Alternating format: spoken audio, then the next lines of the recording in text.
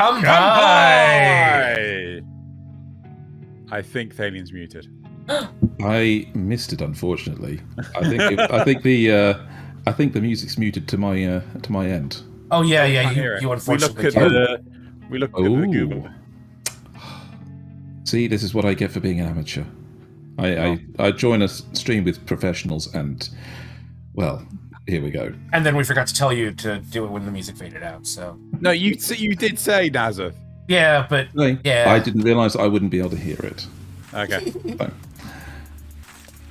I guess we should begin. Welcome to today's episode. This is episode 27 of Kanpai Cast, and we are discussing today the 6-episode follow-up to the 3-episode rule. So with me today are our lovely hosts, Xenogelion and Nasuth. Hi! And I am taking the part of one MDR Loz, who sadly cannot be with us today. He's come down with a case of death. No! He hasn't died, he's moving. Oh, yes, Shadow Realm. That was it. Shadow Realm. The Shadow Realm of no internet. Yeah, Shadow Realm of no internet. So, just a little bit of housekeeping while we start. As always, the chapters for the episode can be found below when I'm finished timestamping everything. If you're watching on the early access, you might not be able to see them yet, and YouTube does like to keep them hidden. You can click on the taskbar where it currently says Kanpai or Housekeeping, and find them below, or there are timestamps in the description. And I think that is it for the housekeeping this week. I'm not sure if there's anything else we need to do. Just on to the news. Yes, so in the battle between Crunchyroll and Netflix for anime dominance, Crunchyroll has made a pretty big move towards their end. They are the first ones to make it onto the Nintendo eShop, apparently for any kind of streaming service. But it's going to be essentially the same as the mobile version. It's $79 US a month. If you subscribe to the higher 2 tiers, you can download videos for offline viewing, just like you can on mobile. Yeah. Wait. So one question I have, because on most consoles you have to pay for like an online subscription to be able to play games and things online. Do you have to pay that additional subscription to view stuff on the streaming services? Or I don't think so, because it's using your internet connection to connect to the streaming service, whereas the online games are using that company's servers. So I would think it's more like the Amazon Fire Stick, whatever it is. The companies basically get licensed to go on it, but Amazon doesn't charge you for using them there. You have to just use your own subscriptions. So the story said the app is free, and you can still watch for free using, supported by ads, just like you can normally. Right. Okay, that's fine. The source was Polygon, so if you want to go read it yourself, feel free to look it up. Oh, cool. Part 2. Now this one's fun. Demon Slayer Season 3 hasn't even begun animation work yet, but fans in both Japan and the US are concerned about a scene from the manga where Mitsuri is in the hot springs. The main thrust of the argument, as far as I can tell, is that first, there's the possibility that Japan's censorship laws wouldn't allow it, meaning it might be easier to just cut out what was a single panel in the manga. But there are also people, now this is the really silly, the first one I can kind of understand. The really silly one is, people are worried that they shouldn't have this kind of scene in a family-friendly show, in heavy quotes. But, I mean, like, it's... Oh, the character's previously been criticized in Season 1 for wearing her revealing outfit, but I don't understand how it's family-friendly when there's so much violence and blood and people getting their heads cut off and, all this stuff. No, exactly that. It's not really a family-friendly show, is it? Yeah. So the place I found this was sportskita.com, but I'm sure they got it from somebody somewhere else. And finally, Attack on Titan, the final season, Part 2, Episode 12, Chapter 87. Will be delayed 1 week due to special programming and will air April 3rd in Japan or April 4th in the rest of for the rest of us in the West. Chapter 84, which will air on its correct day, will also be delayed by 10 minutes. Wait, I could have sworn it was a different... I thought it was later in April than that when I linked it to you. This was Anime News Network, so your link for some reason didn't work for me. Oh yeah, no, it's April 3rd, delayed from March 27th. That was yes, yeah. Sorry, that's why I linked it to you, because I thought it was like, it was much more than 1 week. I thought it was like a month or something. I mean, a week is still pretty like for something that has been this hyped up and everything. Ooh. Well, I don't know. I think we kind of ruined it with last week's episode. Cool. Right. So that's it for the news of this week. Shall we get on with the topic, which is the 6 weeks in episodes of our favorite animes. Yeah, winter 2022. Yeah. Mm-hmm. Cool. Right. So you can feel free to shrink us down, Nasuth. But there's a few things I want to stipulate before we start on this. Some of the stuff has already concluded, so we're not going to actually be talking about it. Stuff like the orbital children. There's no reason to bring it up again. Additionally, there's also stuff that we have discarded, which is Fantasia Sango, Rusted Armor Dawn, Orient, and Sayuki Reload Zeroin? Yeah. So those 4 shows we are flat out dropping. There are also 2 shows we can't talk about with Loz's absence, which is Arifureta and Princess Reconnect. However, let us proceed with the show. Thaylien, as the person that has actually introduced us, you may pick who will actually be the starting individual.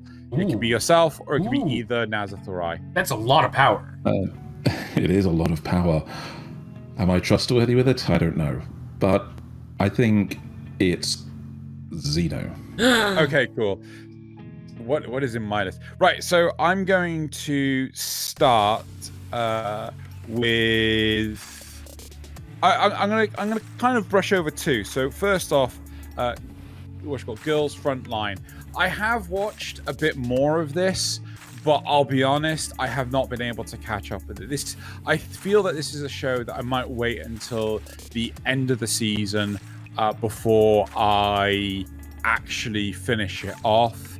It's quite obviously falling into many tropes of, well, this is quite clearly adapted from a mobile game because there's like next to fuck all plot. But it's still quite interesting. And again, it's so stunning the differences between this and what's the name of the actual animation of the show and then the animation of the intro. It is like such a gigantic difference between the two. However, I'm actually going to jump into I need to hit this button, which is World's End Harem. Right? So this one I have actually been watching quite closely and things, and no, not in that kind of way. Not in that kind of. No, it's very interesting because they are starting to broaden the scope with this, where it's about the psychological aspects of how the society is working, sort of thing. How it really does expand upon the mystery, like that the second guy, I'm just going to call him Guy 1, Guy 2, Guy 3. Guy 2 is our main protagonist, but Guy 2, he's trying to unravel the mystery and things. It's taking a bit of a time, but it is quite interesting. Guy 3, the psychological impact of what's happening to him, where he's basically he's put in a petri dish for people to poke and prod at. He's got no sense. He's got no freedom to do whatever he wants. He can't leave the dormitories of the school. It's really, really interesting. And Guy 1, I want to tell you the events of one of the stories with Guy 1 and Guy 2, where effectively Guy 1, who is in a car ride, tinted windows and everything, no one knows that he's around. Everyone else thinks Guy 2 is actually the first one to wake up. And Guy 1, he spots this girl. So, I want to get with her, all playboyish. And turns out that is Guy 2's little sister. And the way that he is treating women as objects and commodities was really interesting, to how Guy 2 not only wouldn't defend his sister, but was really adamant to the fact that she could defend herself. It's her choice of what she does, right? If she wants to get with Guy 2, that's her choice to make. But you can't force her to do what she doesn't want to do.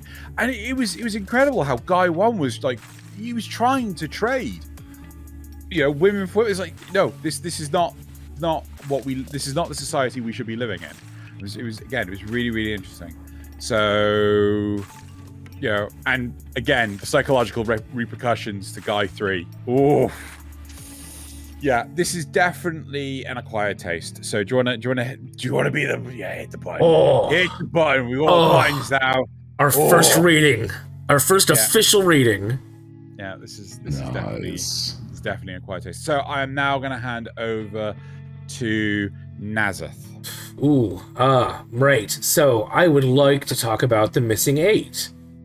Crap, which one? Oh, it's that one. Yep. I got it. He's got it. Man's got it. Man's got it. I'd like to talk about the missing 8, but unfortunately there haven't been any more episodes of it yet. So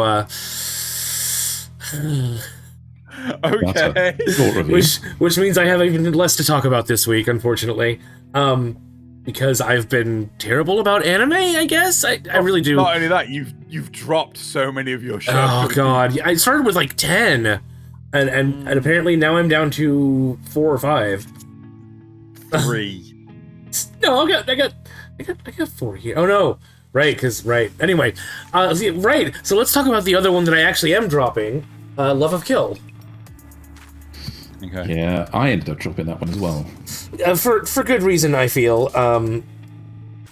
I didn't take too many notes about this because I literally was only able to watch one more episode. I did make it all the way through episode 4, but that was it. That was the end. I think the only good thing about this show is literally the opening, which honestly I would rate very highly, but that's it. Once you get into the show, you've got... I don't know what this show wants to be. As a serious spy, espionage, contract killer drama, it's terrible because she isn't good at her job and we don't really get to see him doing much of the murdery stuff. As a romantic comedy, it both isn't funny, so it's not a comedy, and the romance of him stalking her everywhere is just, I mean, my goodness. As a character study, there is none, because our protagonist is a plank of wood, and as a mystery, it might be interesting, because they've dropped some hints here and there about things happening, but I don't care, because I don't care about the characters.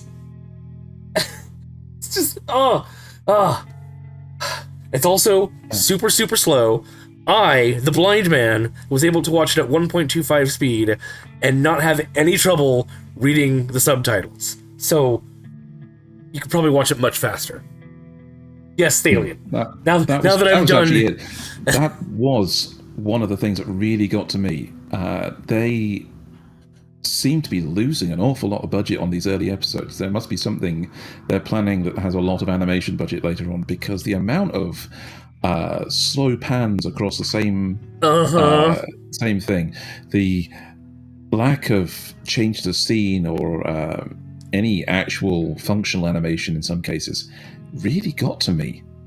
Did you guys watch the first series of Dragon Prince? No. Yeah. Okay. That one suffered from they tried to save their animation budget by only doing a certain amount of frames in certain scenes, which made a whole lot of the animation look very, very bricky. It was almost stop motiony. In this, it's the opposite. They've got one frame of animation that they just want to linger on for the longest amount of time. You know, classic because animation. it's dramatic. Time saving. It's dramatic. It just drew out these scenes for no reason. Yeah. And then, of course, as you mentioned with the opening, I thought it was strong because they build our main character as a competent person, you know, working too hard, going and getting things done, you know, almost the hard way. But then just turns into a complete fluff character after that. Mm-hmm. I didn't mean the opening of the first episode. I meant the opening, like the music and the actual like opening credits. It's a very good song. It's a very good sequence. It's wasted on this show.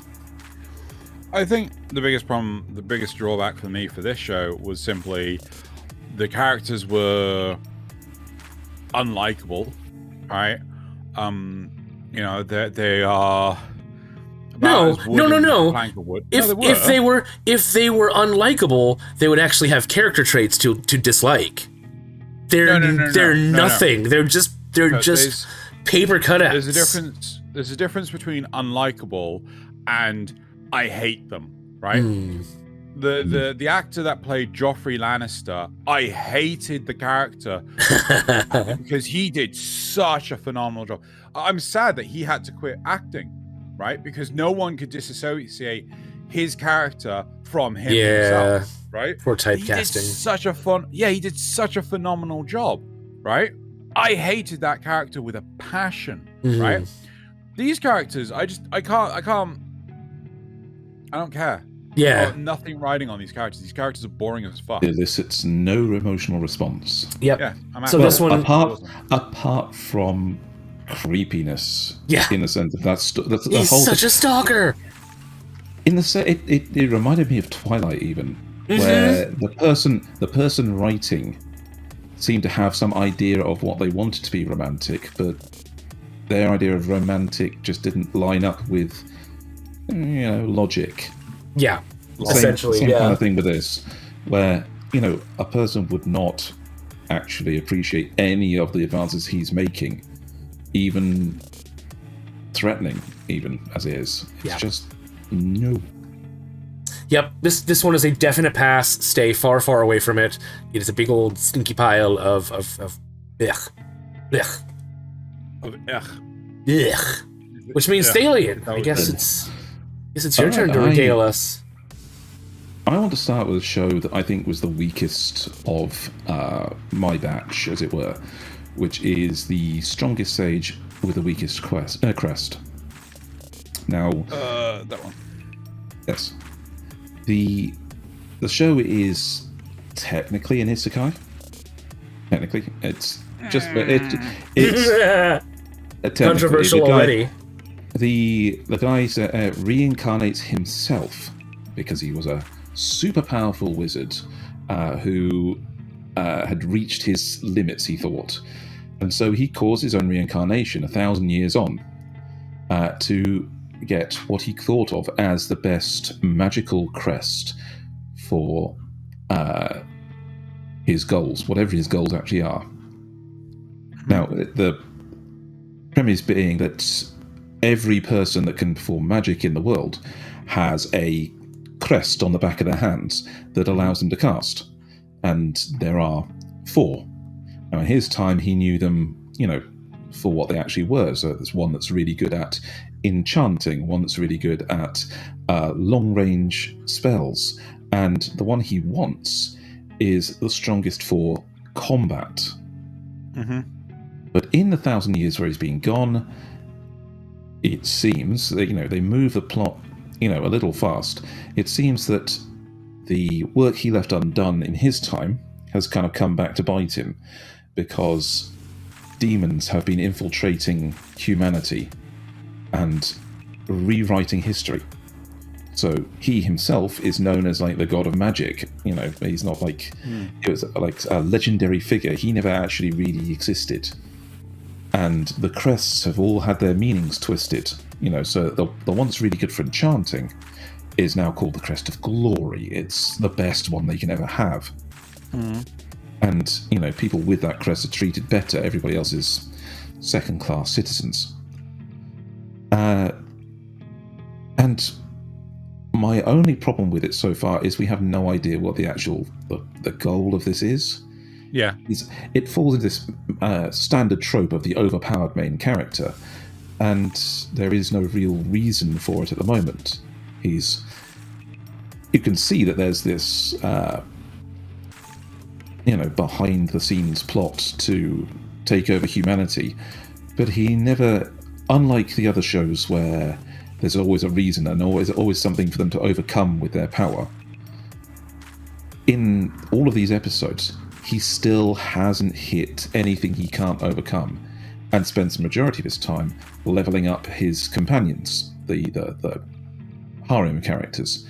So because, you know, after a few lessons with him, they can suddenly take on demons as well. It's, you know, it's the kind of overpowered that is still kind of 6 episodes in at screw you levels. So I want to, before I ask you my questions, I actually want you to, can you give a rating to this first before I ask my questions? What would you give this? It's some people.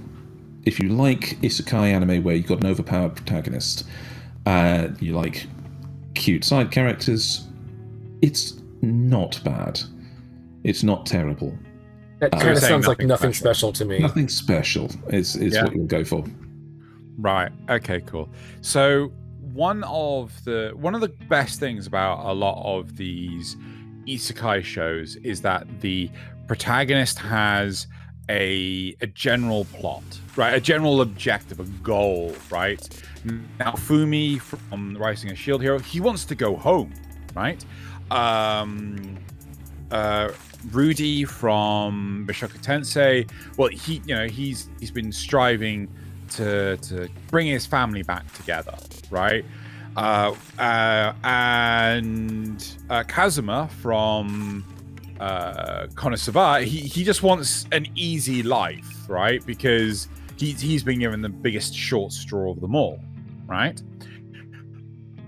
A lot of isekais fall into the problem of there's no real end goal, right? It's like there's no objective at the journey of what are you trying to do, like what's called the isekai cheat magician. I think the second season of Sword Art Online was kind of goosey with what it was trying to do. But did the strongest sage with or technically the strongest sage with the strongest crest, did that ever get an objective, a goal for its narrative? Not really.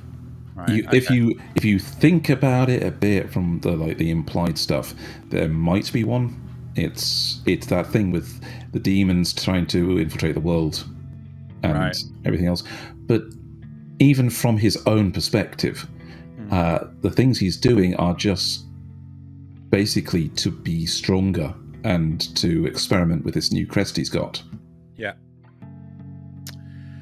Right. That sounds so incredibly boring. Yeah.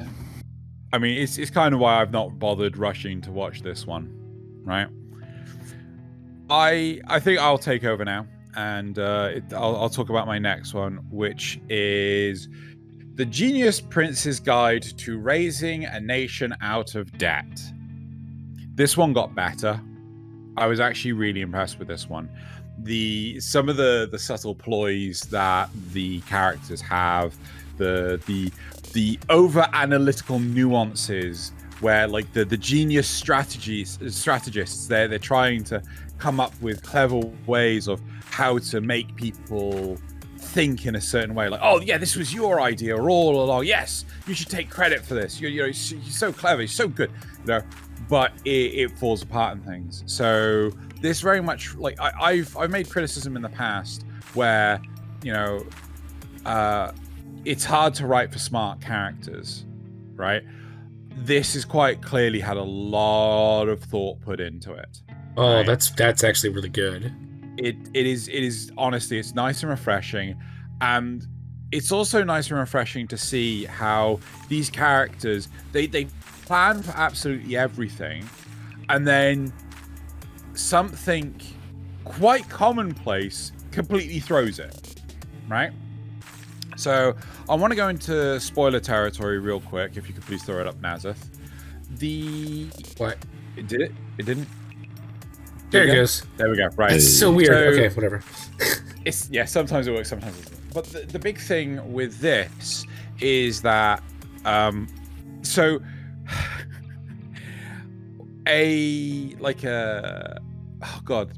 character, I don't know a princess? I don't know if she's a princess or the daughter of an emperor. I don't know what you fucking call her title. I really just don't know what it is.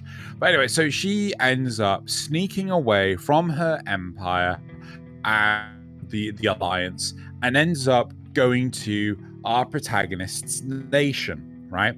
Where they are, they're trying to root out the plot of a rebellion, right? And during this,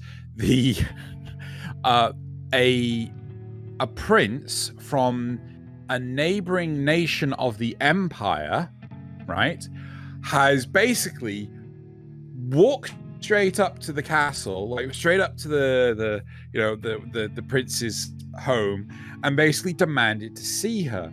And the prince, right, our protagonist, basically invites him as a guest, right? Come join us. But he's like, oh, I'm in love with her. She's the one for me. I will marry her and so forth. I was like, come be my guest. We'll treat you right, so on and so forth. And this dullard, right, of this neighboring nation, he gets a bit merry and challenges our protagonist to a duel, right? Now, have you seen this? Do you know what I'm talking about? No. Right, okay, I can imagine how this goes. Right. So, no. You really, really can't. Like, so our genius strategist prince, right? He doesn't want to lose face in front of his generals, right? So his plan is to throw the fight into a draw, right? However, the drunken prince fumbles during the duel, and our protagonist wins. But he fakes a fumble, right? And is like, oh no, I dropped my sword. And what he didn't count on was the drunken prince being a sore loser. Charged at our protagonist with the sword, like as he's going down to pick up his sword. It's like, so the drunken prince is charging at him, and he completely misses and goes out a fucking window, falls 2 stories and breaks his neck. God. Right? And now, all of a sudden, they have an international incident where the prince of a neighboring nation has died at a party held by and it's like, how can this not look like an assassination? Right? Yeah. And they have to deal with it. And that's one of the great things about this, is the fact that shit goes sideways and they have to think of ways to get around it. Right? And it's not just like everything falls into place. This is one of the problems that we were talking about it. Strongest sage with the strongest crest. Like, he has no problems, right? He plans out everything to a T and it works flawlessly. The great thing about this is that the thing about this is that I'm censoring those boobies. Yeah. How are you feeling in there, Nasuth? It's warm. It's very warm. Kind of comfortable. Anyway, a genius prince, right? plans everything and it goes sideways, and then he has to replan things. That's what's so great about it. So I actually really like this. I'm gonna say this is an acquired taste. It could become a must-watch in the future. There you go. You can cut off the spoilers, and Nasuth, it's your go. Unless you guys have any questions. No, I think that's it. It actually sounds pretty. It is on my list. I should, now that I'm down to just a few anime, I really should pick it up. Because it sounds interesting. Yep. Speaking, so you said in that one that they had like sometimes their actions had consequences. I, to that end, would like to talk about Tokyo 24th Ward. Okay, which I don't know which icon that is, dude. It's that one. That one. Okay, I got it. So there were actual, in the second 3 episodes, there were actual consequences to what happened, right? So the first one ended with a tornado, and the third one, ended with a tornado, and their mentor, our blue-haired protagonist, Shuta, had a choice between either saving his mentor or saving the dude's daughter. And because of the mentors like telling him to do it, he saved the daughter.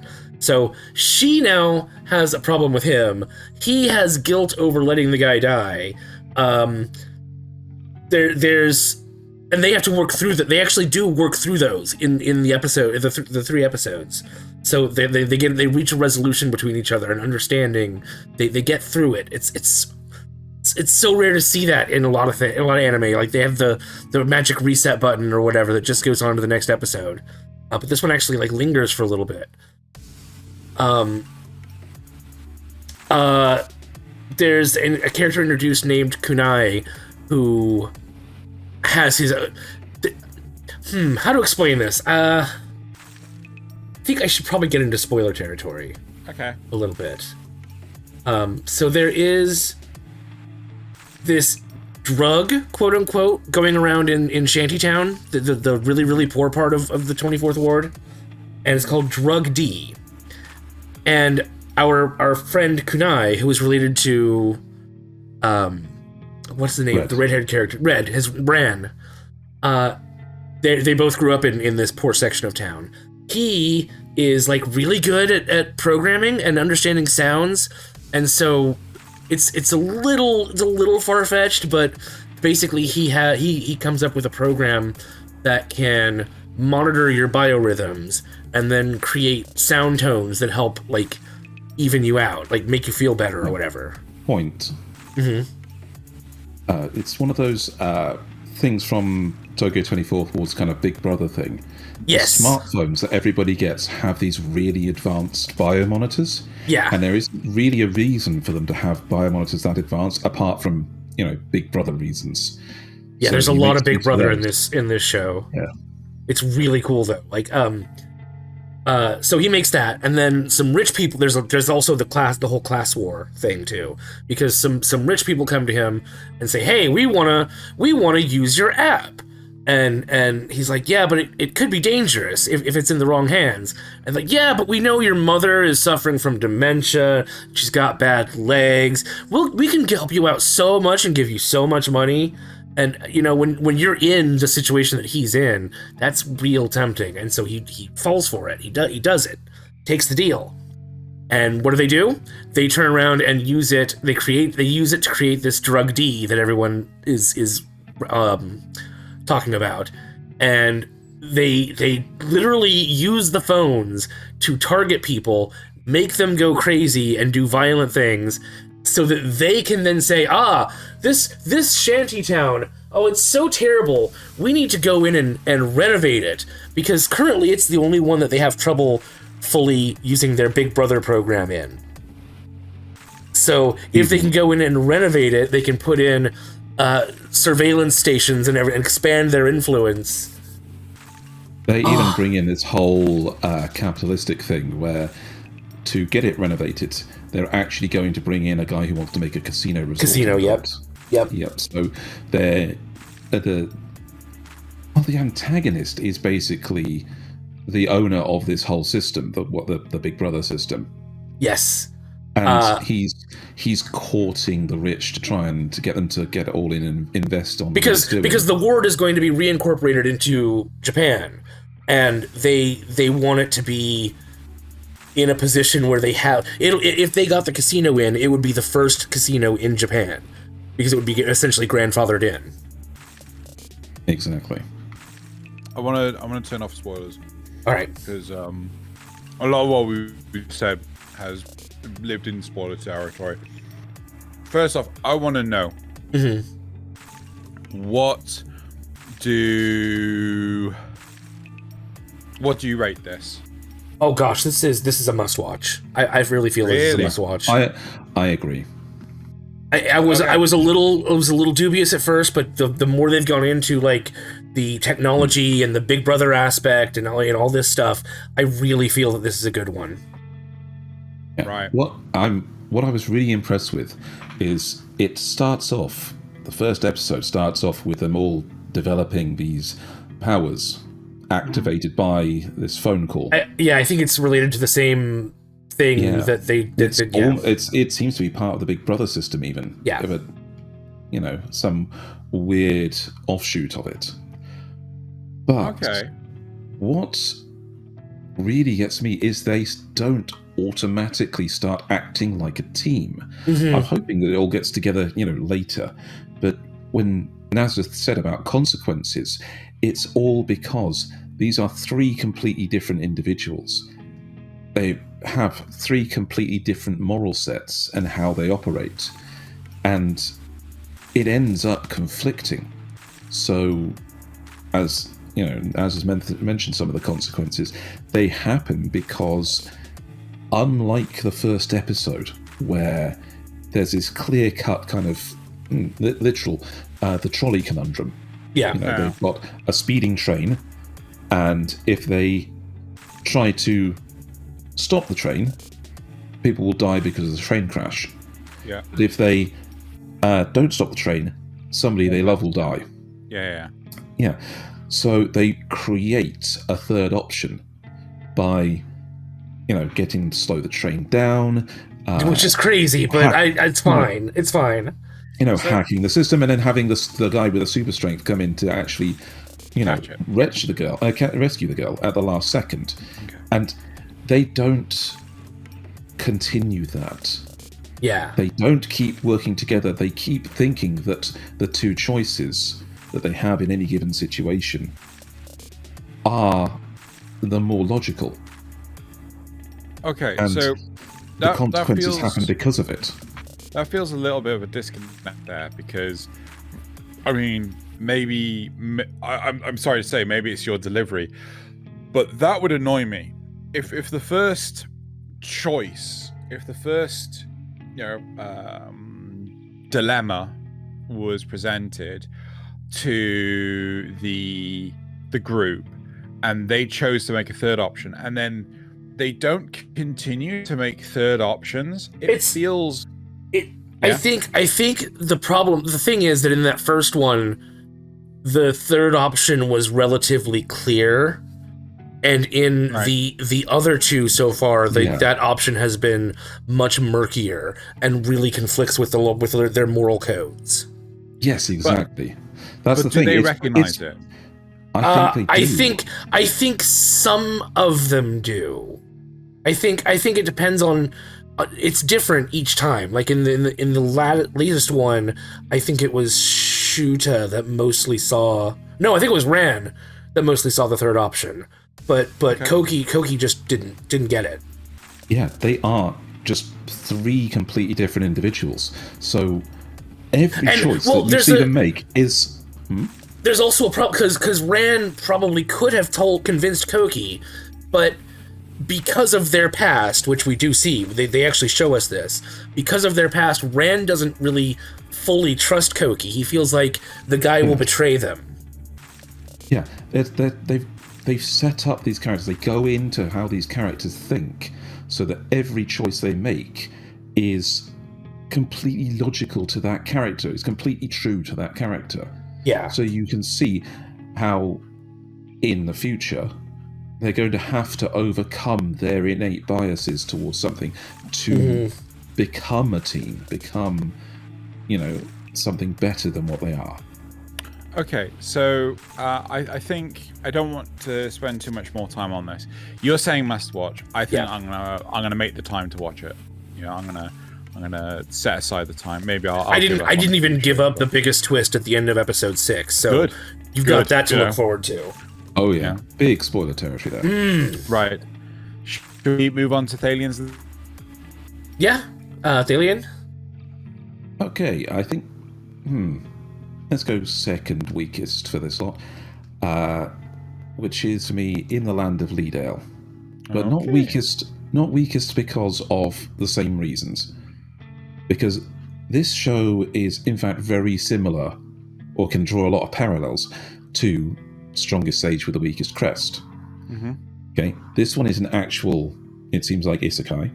The main character has apparently died and winds up in a game world.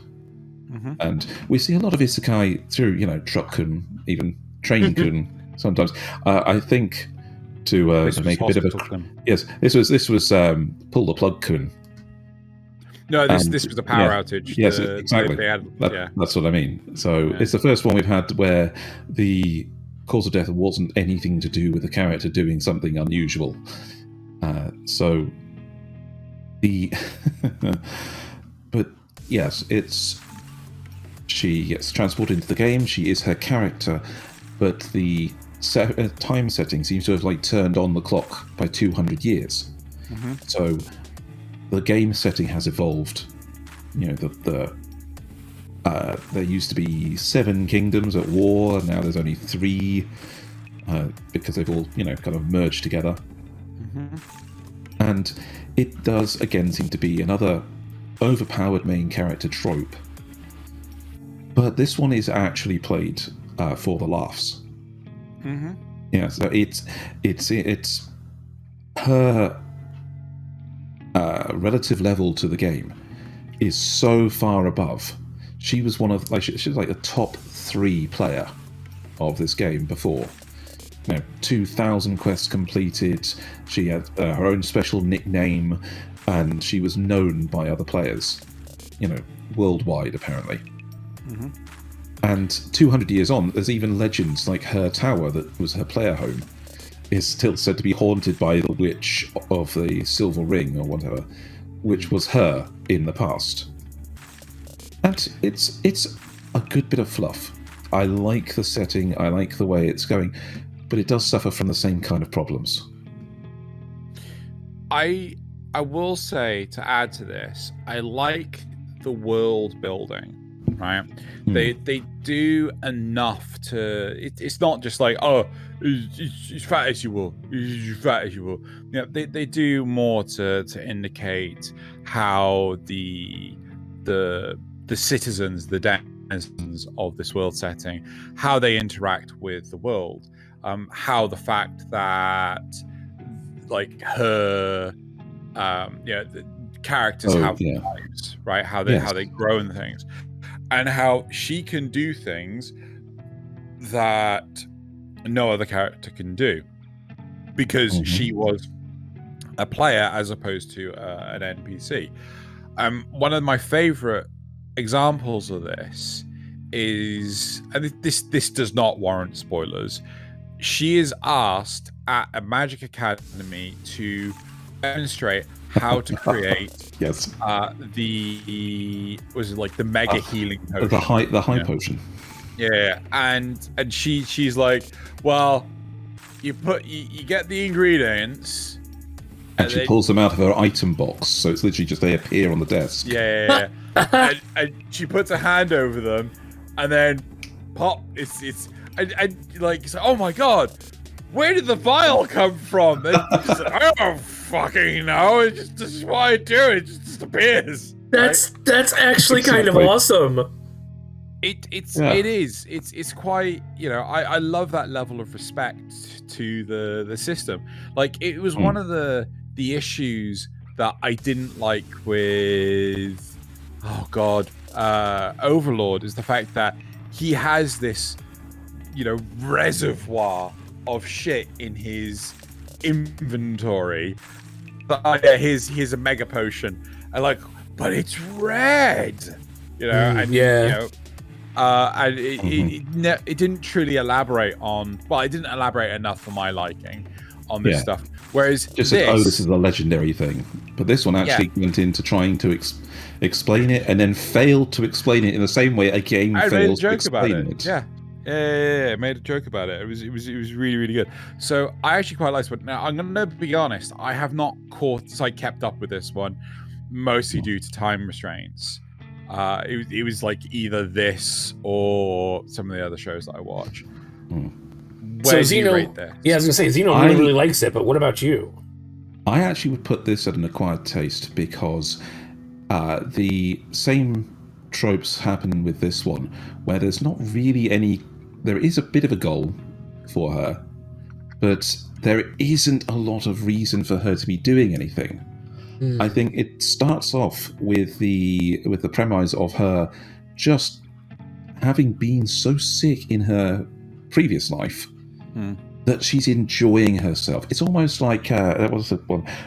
I've been killing slime for 200 years or something. 300 years and maxed out my level. It's that kind of thing where she wants to just enjoy her life. But she knows this is a game, and so she goes to do game things, like join the Adventurers Guild again and complete quests. She doesn't really want to draw attention to herself, and they do play up this whole idea of every time that people get her annoyed and draw attention to her, she's really upset by that. But they can't avoid the fact that she is, she was a player, and therefore she's a legendary figure. Yeah. She has. I mean, you're looking at the background there. That was the dwarf next to her, and even the characters that knew her as a game player before are now incredibly important in the world, and it just fluffs about for a bit. I would say it's an acquired taste because the bit that Xeno didn't keep up with, and without going into too many spoilers, it reminds you pretty hard that this is a game world. Yeah. And then you then proceed to lose a little bit of the immersion that you have with the story, because as a game world, it stops having the kind of importance that her being in, say, a new reality would be. Yeah. It uses the game world as a crutch to easily introduce viewers into the world, whereas things like Mushoku Tensei, Jobs for Reincarnation, spent a couple of episodes exploring the magic system as well as the world setting. Like, a lot of isekais tend to just oh no, game is game, game is game. Yeah, exactly. Yeah, this one plays it for laughs, so that's, again, it's why I actually enjoyed it in that sense. But hey, acquired taste because, again, fluffy anime, not quite the same level as a lot of others, and you could take it or leave it in many cases, but I enjoyed it for the comedy side of it, the way it actually plays the world and builds it up. Yeah. Right. I'm going to now talk about She Professed Herself, the Pupil of the Wise Man. Right. I'm going to give you a rating right now. I don't want to spend too much time on this. Pass. Right? Just flat out pass. Honestly, right? This feels certified like fresh. It feels like Leadale, right? But weaker. It is definitely it's definitely the bridge that straddles Leadale and the strongest Crest and things, but it falls into the tropes of taking too long to fucking get anywhere, right? So the strongest sage with the weakest Crest, one of the greatest things about it is the fact that it's so fucking breakneck fast, right? At least it's got that going for it. Whereas, Pupil, right, of the Wise Man, honestly, it just feels like I don't fucking. What are you trying to achieve? What are you trying to? I honestly, I stopped. The art style on her, it's so detailed. Look at her right now. She's so like amazingly detailed. All the female characters have a lovely amount of detail on them. All the male characters, you might as well just fucking do stick figures, right? They look awful, right?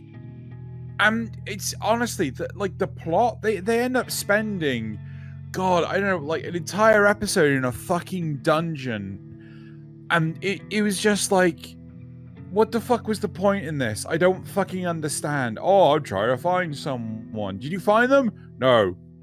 So what was the fucking point? Right? Like, surely you do like the real point was the friends we made along the way.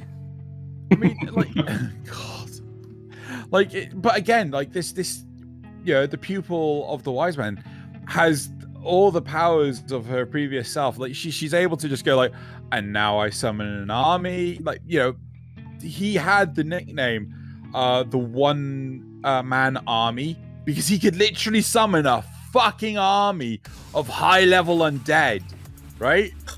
And so I honestly, I don't know what this show was trying to achieve. It just didn't. So yeah, it sounds like it's verging on Overlord territory. It's Overlord.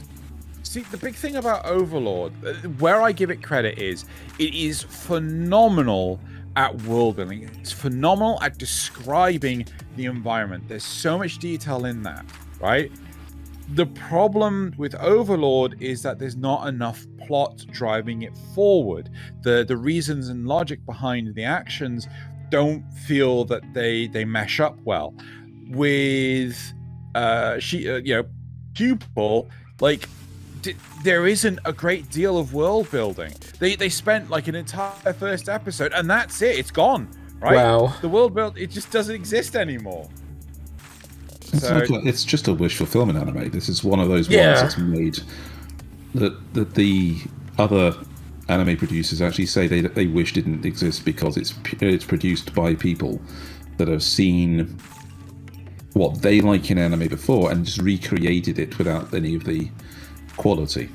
Yeah, I was gonna say, are the male protagonists kind of bland because they're self-inserts, or are they meant to be you can project yourself onto them?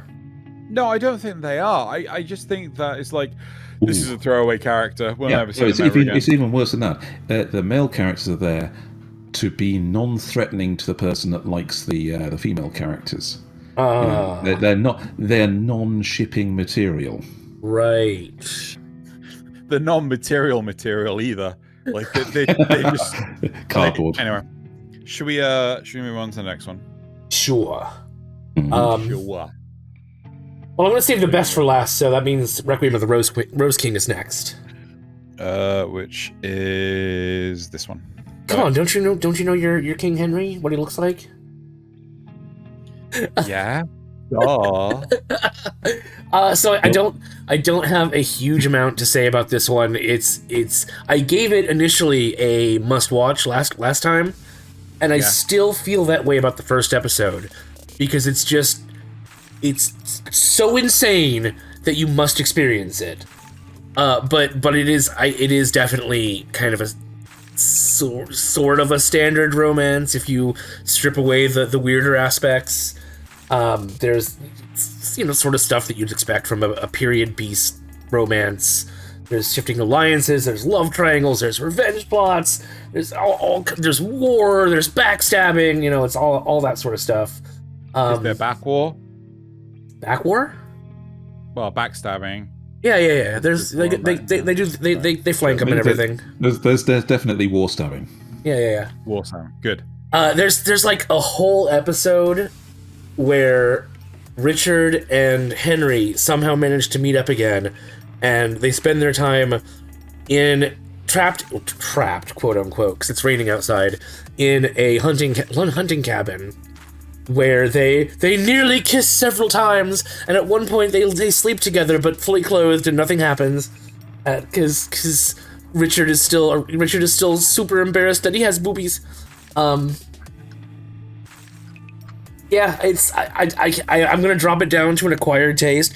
I would say it's nothing special, but it's so weird still that it can't be nothing special. It must be an acquired taste. Okay. Okay. So this is a weird one for me.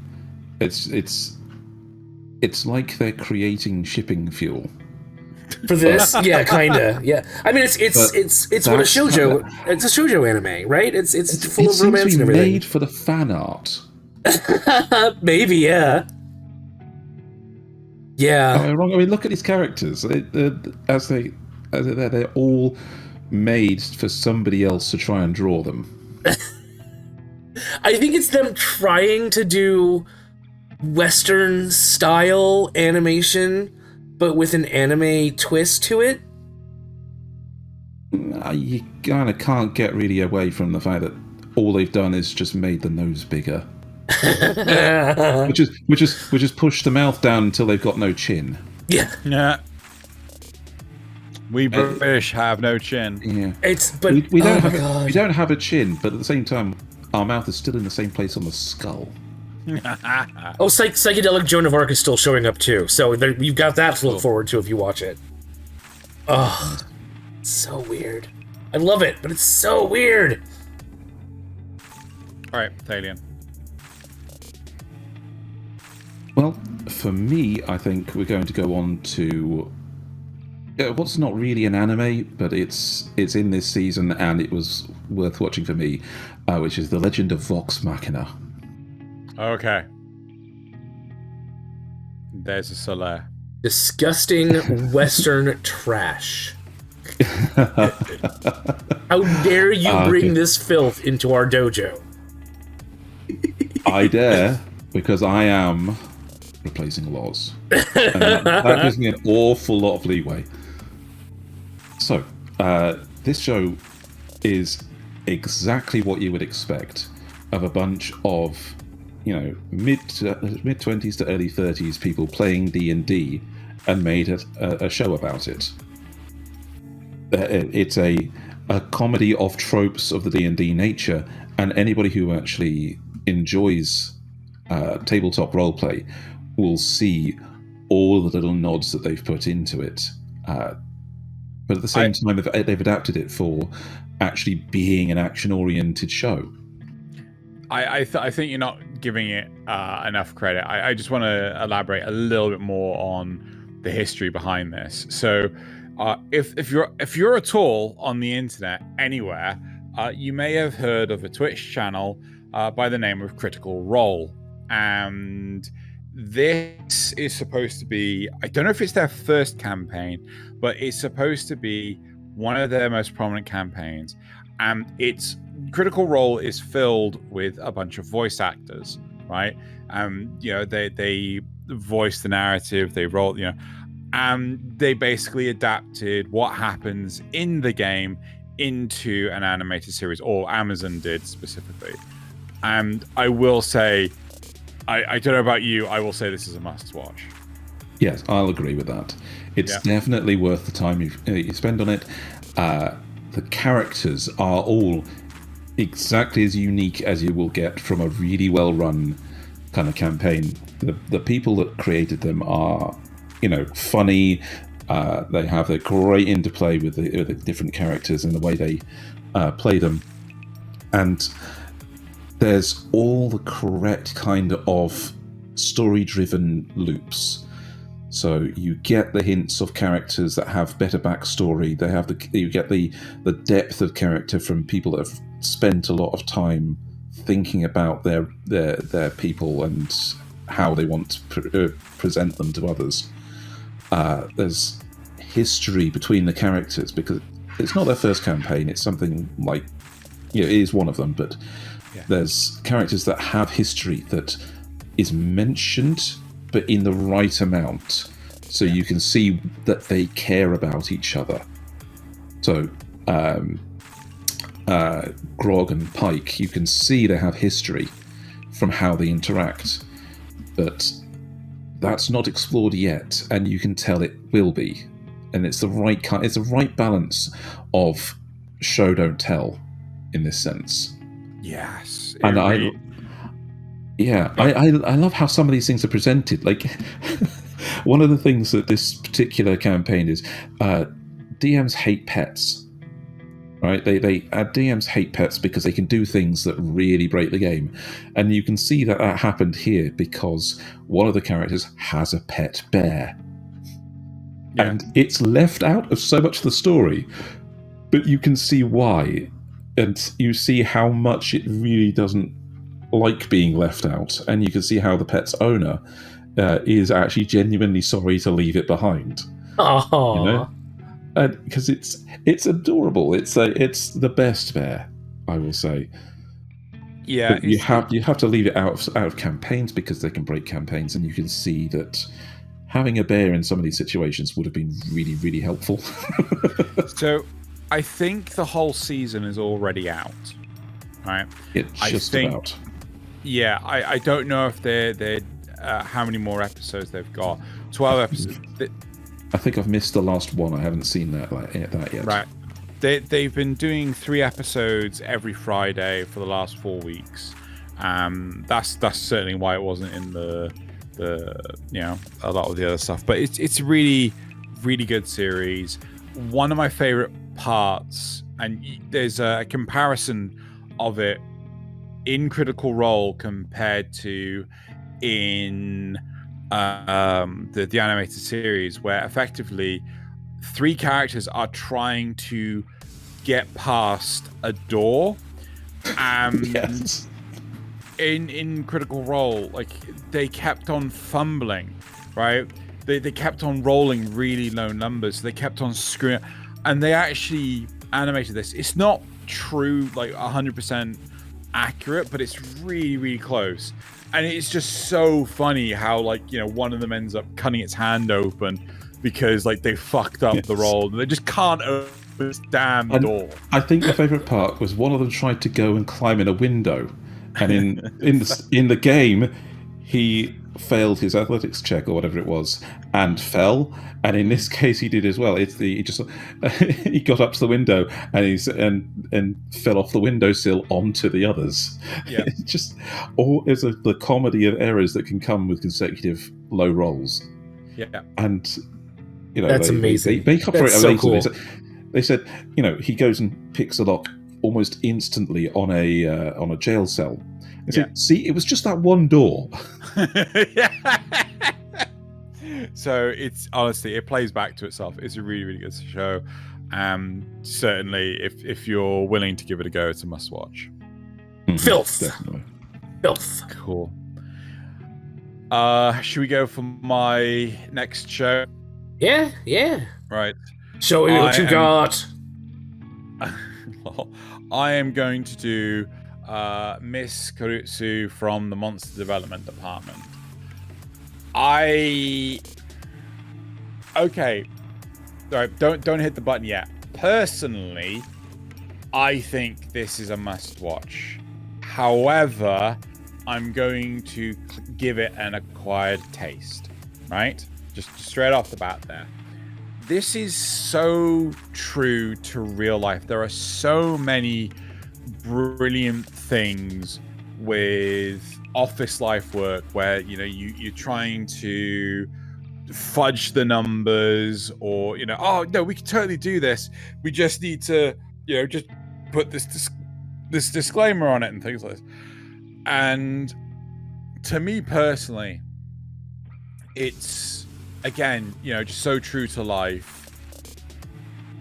It just plays so much with the whole Saturday morning Power Rangers series, the tokusatsu stuff. It just has so much fun with it and everything. Some of the stuff, like compromising on the quality of the final product, the consumer getting pissed off with it's like, that's not what I wanted, and what the consumer wanted was pretty much what the original design was that had to get cut back. Like there's so many elements to this, right? The fact that when a work colleague actually dresses smart, they look like a completely different individual, he says, with a trimmed beard. And it's I honestly I think this is a brilliant series. If you are a developer, if you work in an office space environment, you're gonna like this, even if you're not into tokusatsu, right? I'm not particularly into it. I think you get this even if you're like a designer of any kind. Yeah, designer, like any form of office work, I think you're gonna get this. But if you might not get it if I'm a waiter. Yeah, I don't think you're gonna get it, right? Or I'm a bartender. But the sheer volume of similarities is just utterly astounding. Definitely an acquired taste. I can't promote this enough. It's so fun. It's like a sitcom, but with a ridiculous premise. But incredibly relatable. Yeah. It's like the capitalism behind it, right? It's just like, oh yeah, no, we can't do that. Or oh no, we should do this. Oh my god, like this week's latest episode was fucking hilarious, right?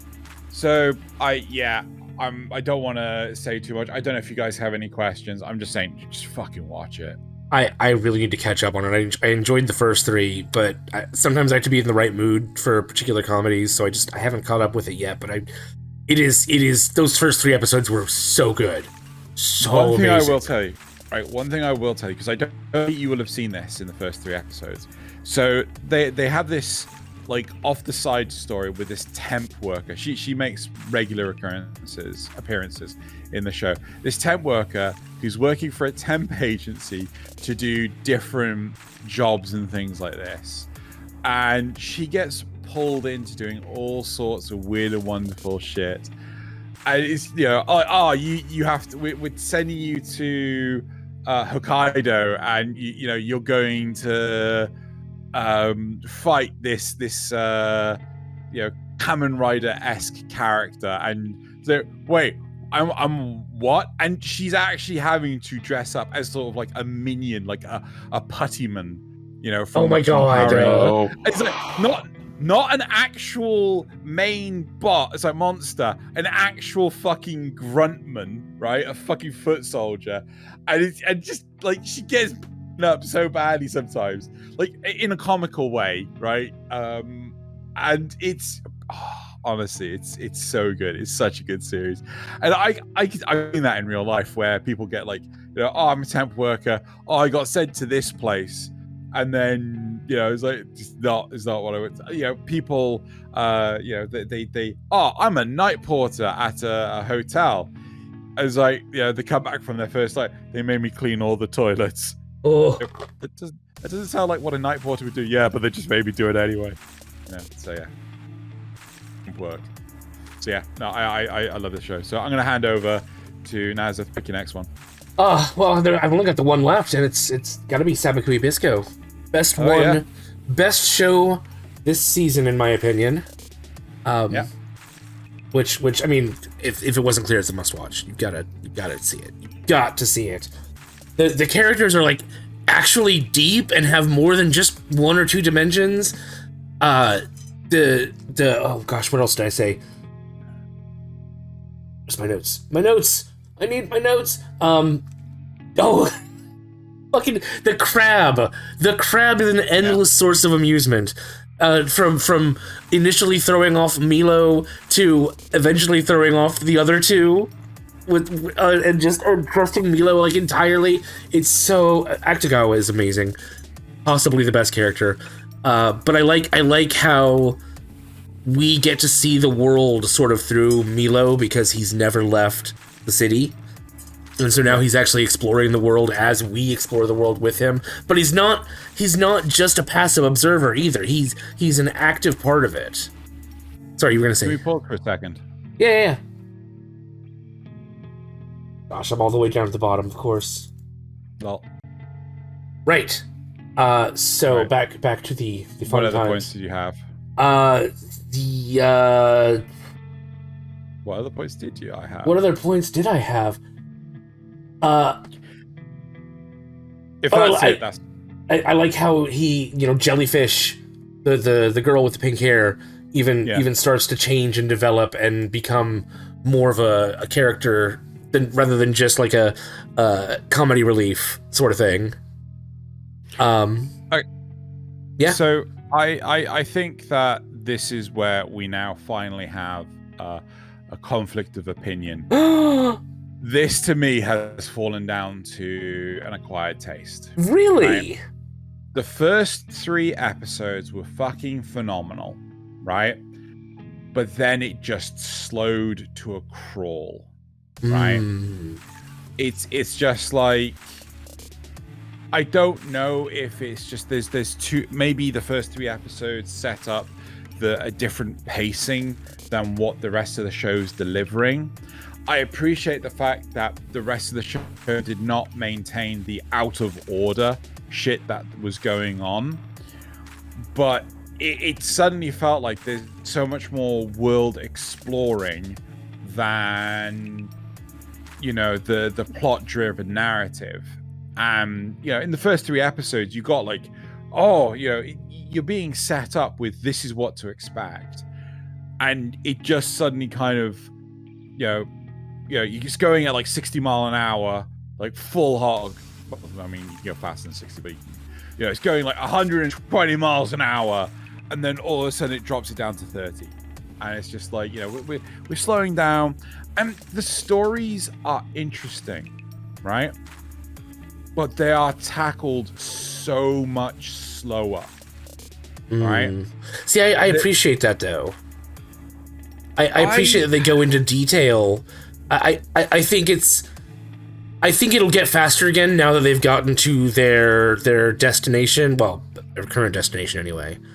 I think those episodes were kind of the character development arc where you've had your action, you've had your intro to the world. Now they're trying to like get you more acclimated to the people. Well, I you know, I'm gonna be honest. This is why I gave it to you, because I haven't actually watched the most recent episode. Oh, okay, all right. But I did feel with episodes 4 and 5, it was like, actually has 7 come out? I can't remember, but like no, there's no, sorry, the 7's come out. So I've seen 4, 5, and 6. Right? Okay, so we have seen the same amount. Yeah, so it was just like, I mean, that's how bad it was. I thought 4 and 5 were the same episode, but they're not. Right? No, there is a bit of repetition in there though, because they meet the girl, Jellyfish, for you know at one point, and then she leaves, and then they meet her again, and she leaves. So there's a little bit of repetition there. I'll admit. Yeah. I don't know. But that's my take on it. Yeah, that's perfectly valid. Thaylien, do you have anything you want to add? No, this is not one I've picked up. So, something I do want to have a try. If you say the first 3 episodes are that good, yeah. And I really do think it's going to start getting more actiony again now that they've gotten where they're going. It's going to get more good. Gonna get more good. Do you need us to stop for a second, Thaylien? I was going to ask, but I think I'm going to be okay. Let's pause. Quick pause. All right, so which one are you doing first, then? I think I'm just going to briefly mention another Western one this time. Disgusting, filthy. Yeah. So, I remember reading right back when I was in my comic book publishing time, the comic book for FreakAngels. And seeing it got an anime through Crunchyroll was absolutely brilliant to me.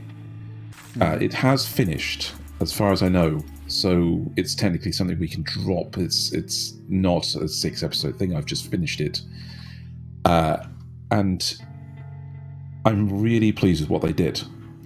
FreakAngels had a few problems with it before.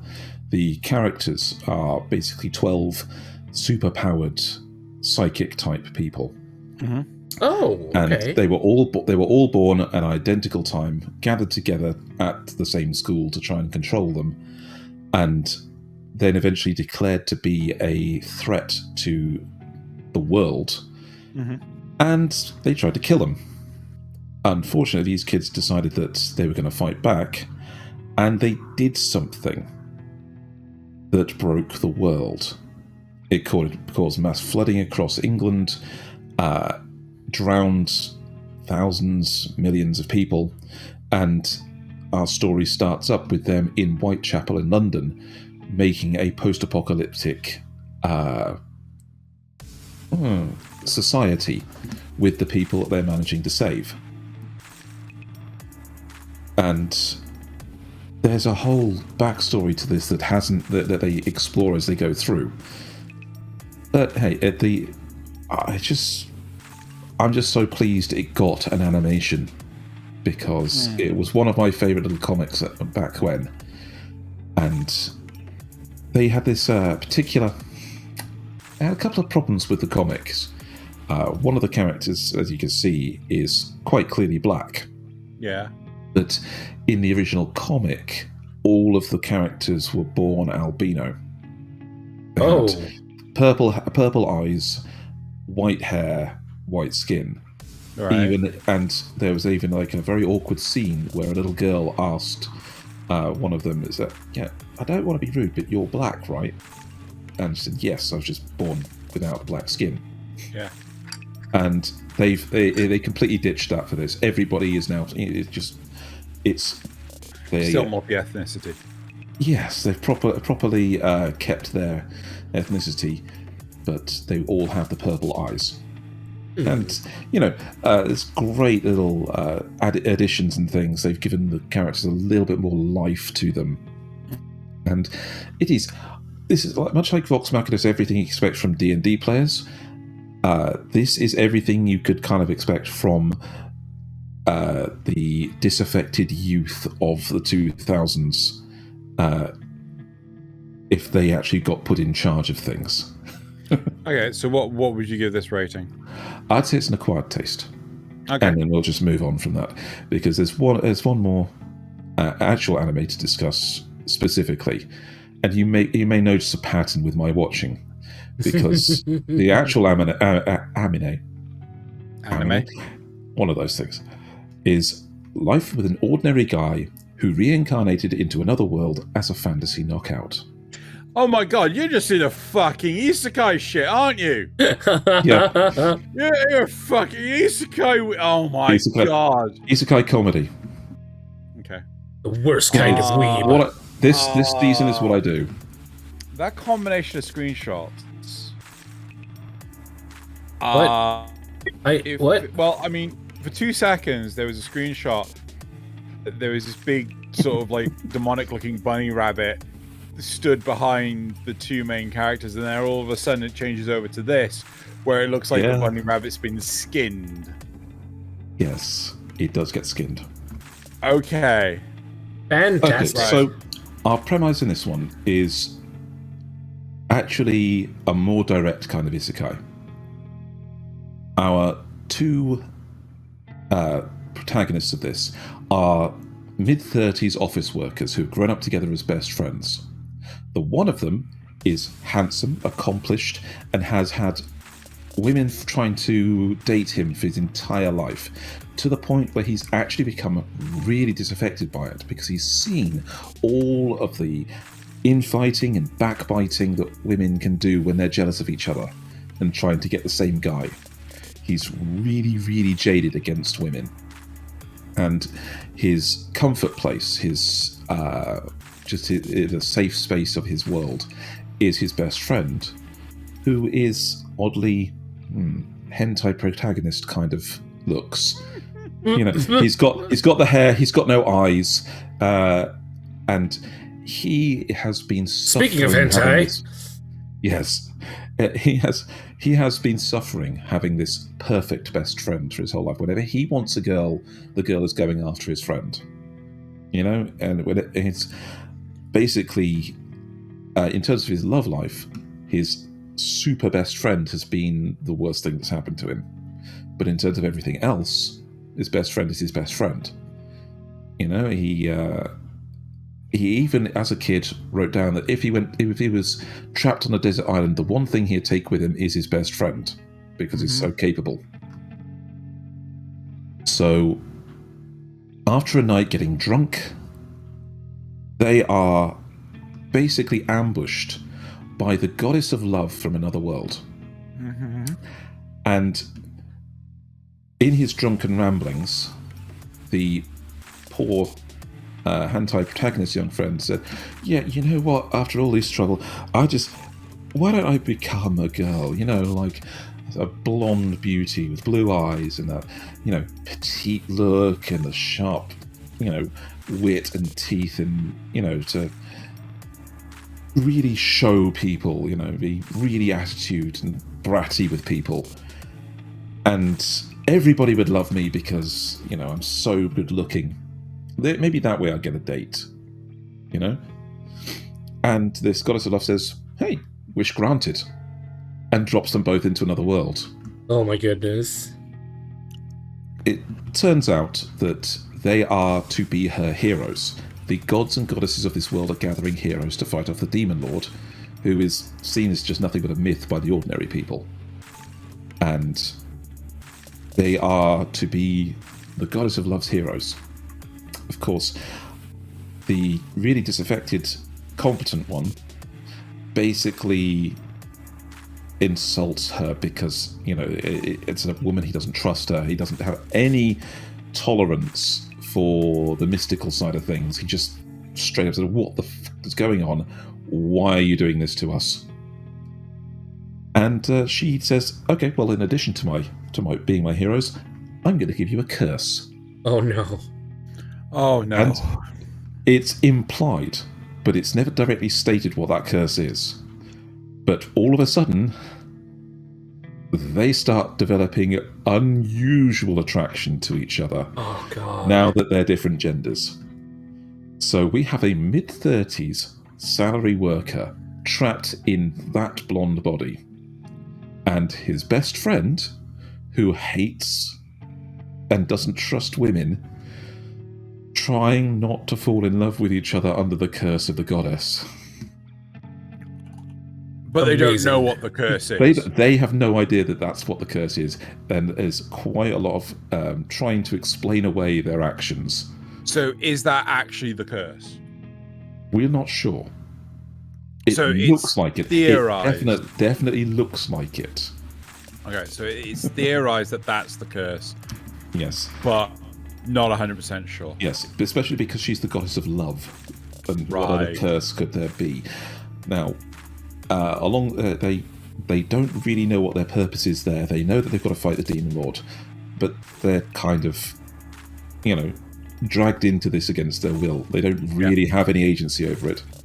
So they're off on this adventure. But the driving force is that the goddess says, well, the faster you defeat the demon lord, the faster you're not cursed anymore, and the faster you go back to your own world, and you're not a girl anymore. Right. There's always a demon lord. Yes, so... Well, I mean, in this instance, at least there's a demon lord, because, I mean, you know... It's, so the plot is being forced by this fact that they are cursed, and they want to not be cursed anymore. Mm. Right. And by the fact that this middle-aged 30-something is a girl, and her power given to her by the goddess is that everybody's attracted to her. Oh my fucking... Okay, yeah, that's not a backfire. Whereas his power is that he's super strong and super capable. And so that poor rabbit thing, beast, that's behind them, that you see skinned, he punches a hole clean through it. Without realising that. Okay. Yes. So, and this is all in like the first... This is all in like the first episode where we're trying to discover this world and what's going on. Okay. And it's things like that scene right there in the background. Okay. Let's right. So first off, what are you rating this? This one, I'm going to go with a must-watch because this is all done for the comedy. There is a driving plot to it. It's not actually... it doesn't suffer from the overpowered main character thing because they still don't know how powerful the main character is. Okay. And so I think without going to spoiler things, the best part about it is that we don't actually know who the main character is until much later. Okay, right. I got questions for you. Okay. Right.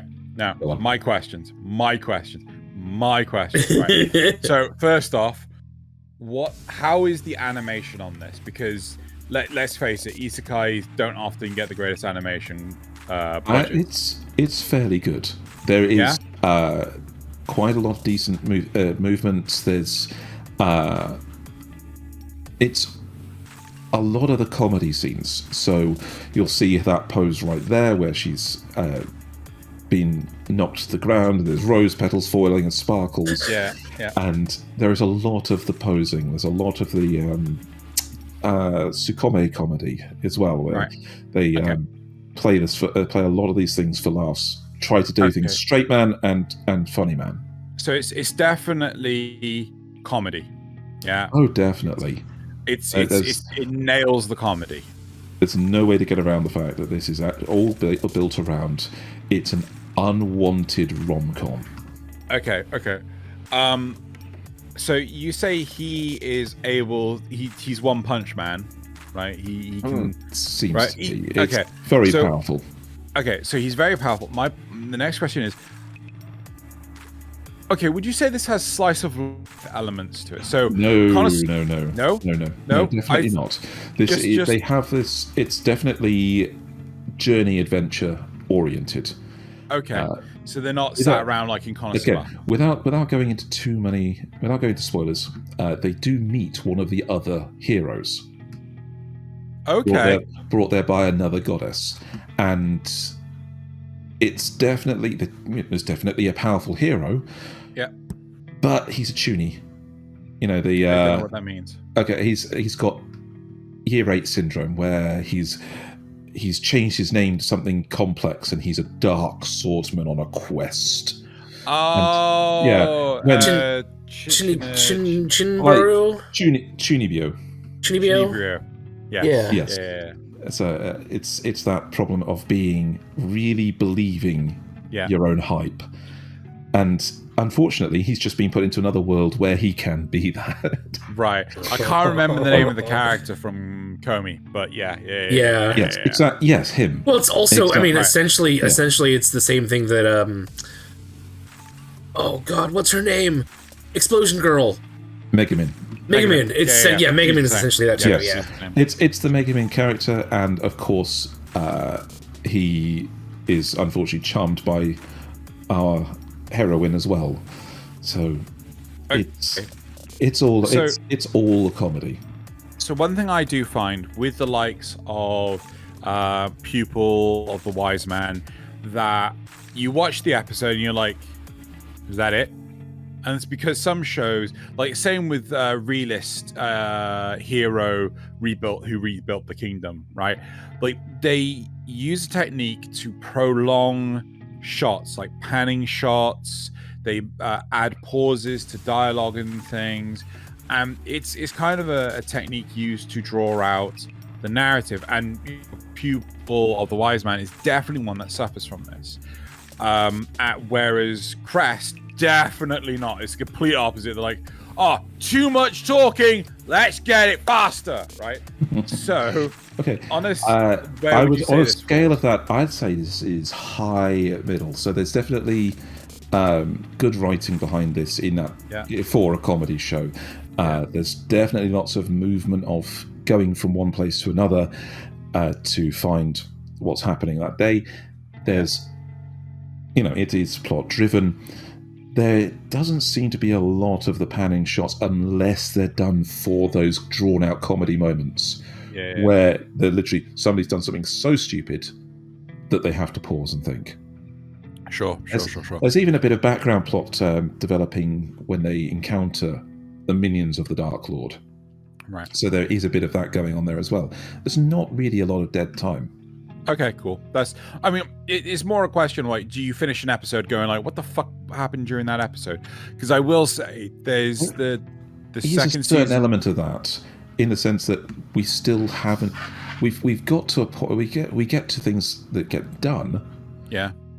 But doesn't seem to be anything important yet. Right. Because I will say with Vanitas Season 2, the only reason why I haven't actually brought that up, because I forgot about it, be in all, like, honestly, 7th episode, they're still talking about the same one plot element. It's turned really, really slow. I'm really surprised, right? Like, I watch an episode, I'm like, what the fuck happened during this episode? Not a lot, right? And that's something that's become kind of disappointing with this second part of Vanitas. So, you know, so I just want to, you know, check on a scale of, like, you know, do you ever feel like, oh, what the fuck happened during this episode? So you mean it's over already? Anyway, right. So I think we're done with this one. Unless if you had any questions. You've intrigued me enough to add it to the very, very short list of isekai I'm willing to check out. So good job. Well, not only that, but you got nothing else to watch. So it's true. That is so true. You got one job, Nasuth.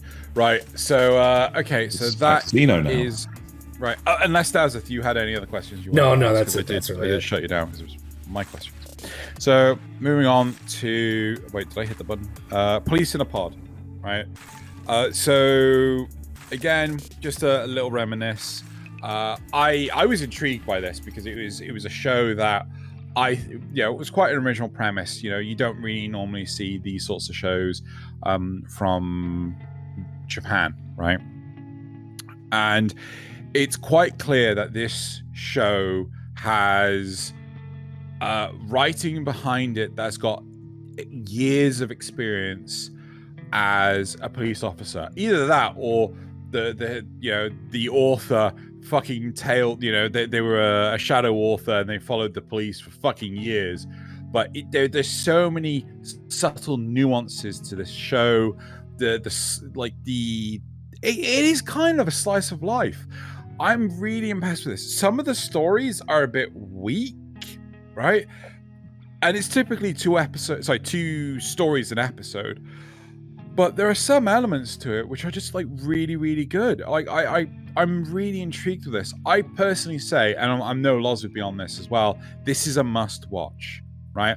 Seeing the narrative of police officers trying to do their jobs within the restraints of the law, trying to be respectful of the citizens, trying not, because, police anywhere are often seen as a hindrance to society. Well, what about their perspective? Do you think they want to do the jobs that they are doing themselves? Right? So this is one of the reasons why I super like this story. It has kept strong. It is a really good show. And, people need to check it out. I don't know if there's... Yeah? So, is there like an ongoing story, or are they all individual stories? It's serialized? It's episodic.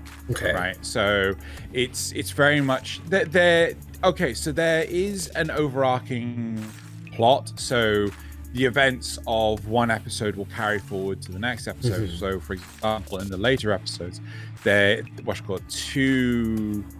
three police cars end up going to a village outside of the city, and one of them is already ahead because the other 2 groups of police officers were in a meeting at the time, and then they heard the call, the summons on the radio, and then they end up like trying to get there first, right? So the 2 cars that are in the back of the race, they're trying to get there first, and one of them ends up taking a shortcut, which is like on uneven terrain, going through densely country territory, things like this. So it's like the car's getting scratched and dinged to hell, and that is brought up again in later episodes, right? So is a continuation of the lives of these characters, but the events of the episodes or the events of the stories are episodic. Okay. And one of the great things you get to see, like this has shown some real eye-opening things about Japan's culture, That was the right? other question I was going to Things- ask. What is it? Which is a bigger draw? Is it the stories, or is it the peek into Japanese police culture? I honestly think it's the peek into Japanese police culture. I love it. I think it's really, really nice to see these well-written characters actually doing stuff. You know, characters that are like, you know, she's a rookie and she's like, oh my god, I'm dead on my feet. Oh my god.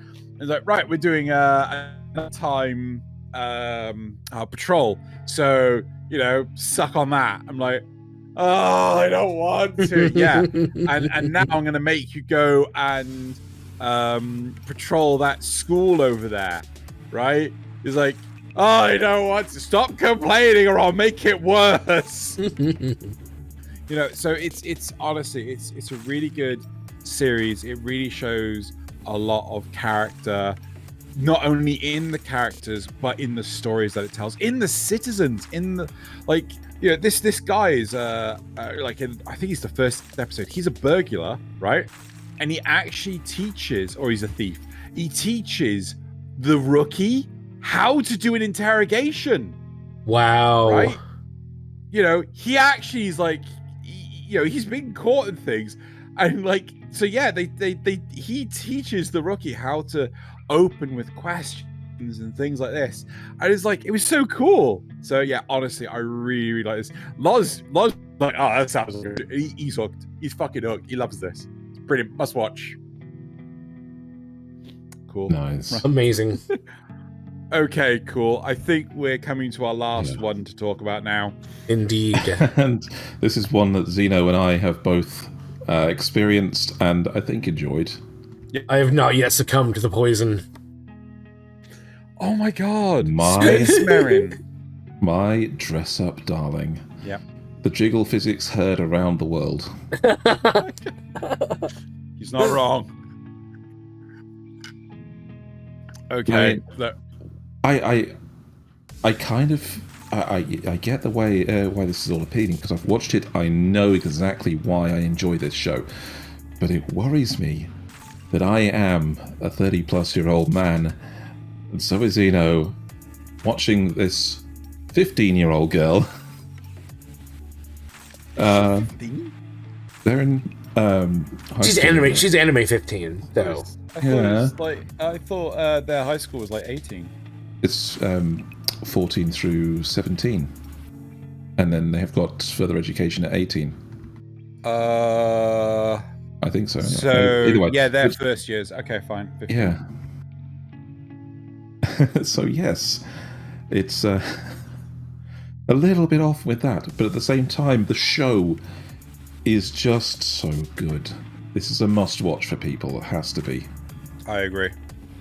So I will say that, I mean, I thought it was brilliant from the get-go. I thought it was really intriguing how the characters interacted, the passions, the desires, so on and so forth. One of the... Oh gosh. This honestly would have fallen into an acquired taste for me. It may do still for Loz. If it wasn't for the 6th and 7th episodes. So not to spoil anything, the narrative was focusing so heavily on the male protagonist, Gojo, who, you know, is the guy that makes the cosplays and things. It barely revealed any thought or plot or anything about Marin, and you didn't really know anything about her until episode 6. Like, literally, Loz was, I don't want to put words in his mouth. I think he was at the verge of throwing in the towel with this show, because it was getting frustrating only seeing his side of it. It felt like that's how I remember it too. Yeah. Well, it felt like a one-man show. I don't think it's only seeing his side of it, but I think it's only seeing his thoughts about it. No, it was. We do see about... a lot of things that Marin does. In the early episodes, right there in that background is when he thinks that it's probably best if she doesn't associate with him because her popularity would drop or whatever, and he avoids her. And you see her reaction to that she just wants to talk to her new friend.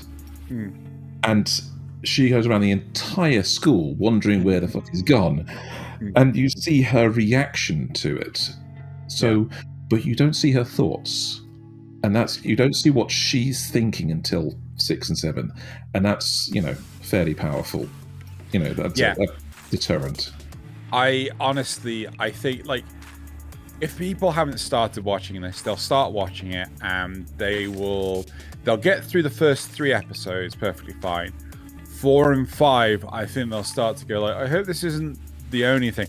It does get deeper, right? It gets much, much deeper. And the introduction, they ground the characters. Again, we had a chuckle before we started recording about the events of the 7th episode. It's a great show. It does so much for with these characters.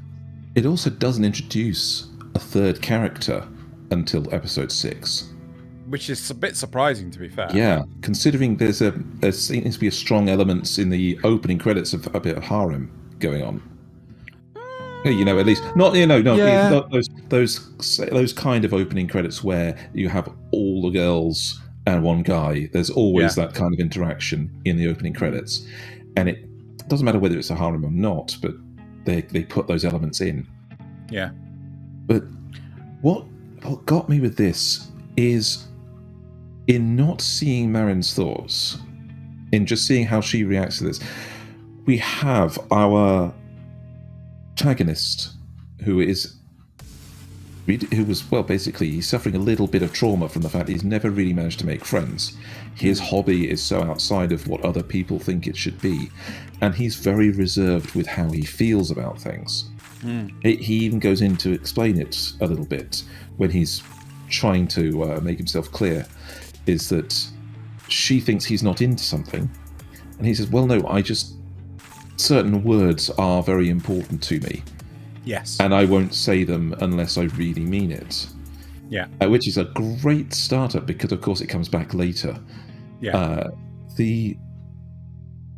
But the important setup for Marin as a character is all there. Even if you don't see her side of things, as it were, you don't see her thoughts, you see how she reacts to situations. She hates that people would immediately trash something that somebody else likes or clearly likes. She doesn't talk down to anybody. Unless they insult her, and she is actually just a good girl. So I agree with you that I think the problem is that maybe it's something lost in translation, because again, and I completely understand where Loz is coming from this. Again, I don't like to put this in his mouth because he's not here to confirm stuff, but some of the stuff he was concerned about was the fact that she ends up crying over the fact that he tortured himself by studying for his midterms. I think. Everything got piled on him. Midterm tests, his grandfather, the work for her, and even the shop while his grandfather was away, was indisposed. Yeah, it all mounted up. And to Loz and I, it felt like her response was a little disingenuous. Disingenuous. Yeah, it didn't feel like a proper response, right? She was crying, and though I wonder if those are tears of joy, he felt that they were tears of being the victim, right? It's something lost in translation because, we're reading the subtitles. It's not easy to understand what emotion she is conveying. I certainly hope that in the English dub of it, it's easier to understand and comprehend. Right.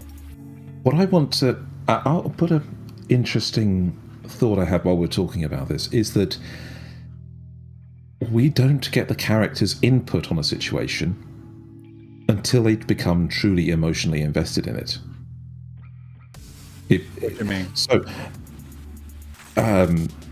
romantically invested in it. So we have the situation as it is now. We have our main character. We know what his investment is because we're following him. But Marin, how should I put it? We get shown Marin from the outside because we're supposed to fall for her too. It's only once we reach that point where there's a mutual relationship going on between them that we see her thoughts. That we get those internal monologues. That we get those keyboard mashes are just fantastic in the subtitling. They've literally just mashed the keyboard in her response because she's come out of this situation, the obsession she's had, and is now seeing him as more than a friend. That helped her out. If it stayed a friend, we probably wouldn't have seen her thoughts. The same way we wouldn't see the thoughts of a side character.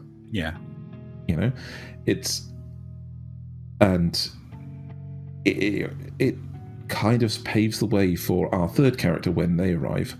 We see a little bit of their thoughts because they're becoming invested in the situation as well. Yes. Yeah. And it's only that cycle, and I think that's actually kind of clever. Like, you could see why somebody would become a little bit difficult to get into the show because of that. Because without motivation behind the character. But again, it's once we see how much our protagonist has fallen for her, and see how much we have as well. She's such a good girl. She's honest, she's flirty, she's open about so much stuff, but at the same time, she has that thing that she keeps an awful lot of the stuff that's under the surface to herself completely. She's also not stereotypical, right? And she has completely different values, right? Yes. Which, again, I relate to as well, because very, very quick story. Like, my personal opinion when it comes to eating out at a restaurant, when your food arrives, you eat immediately, right? Do not let your food go cold, right? Whereas one of my other friends, I think I have dissuaded her from this viewpoint, was don't start eating until everyone's food has arrived, right? But then if one meal takes forever to turn up because they forgot it or something, everyone else's food is stone cold by the time that meal's arrived, right? So it's up to the waiting staff to deliver it all at once. But sometimes they're just too busy, right? Sometimes they're like, just get it out on the table. So that there's different values and things.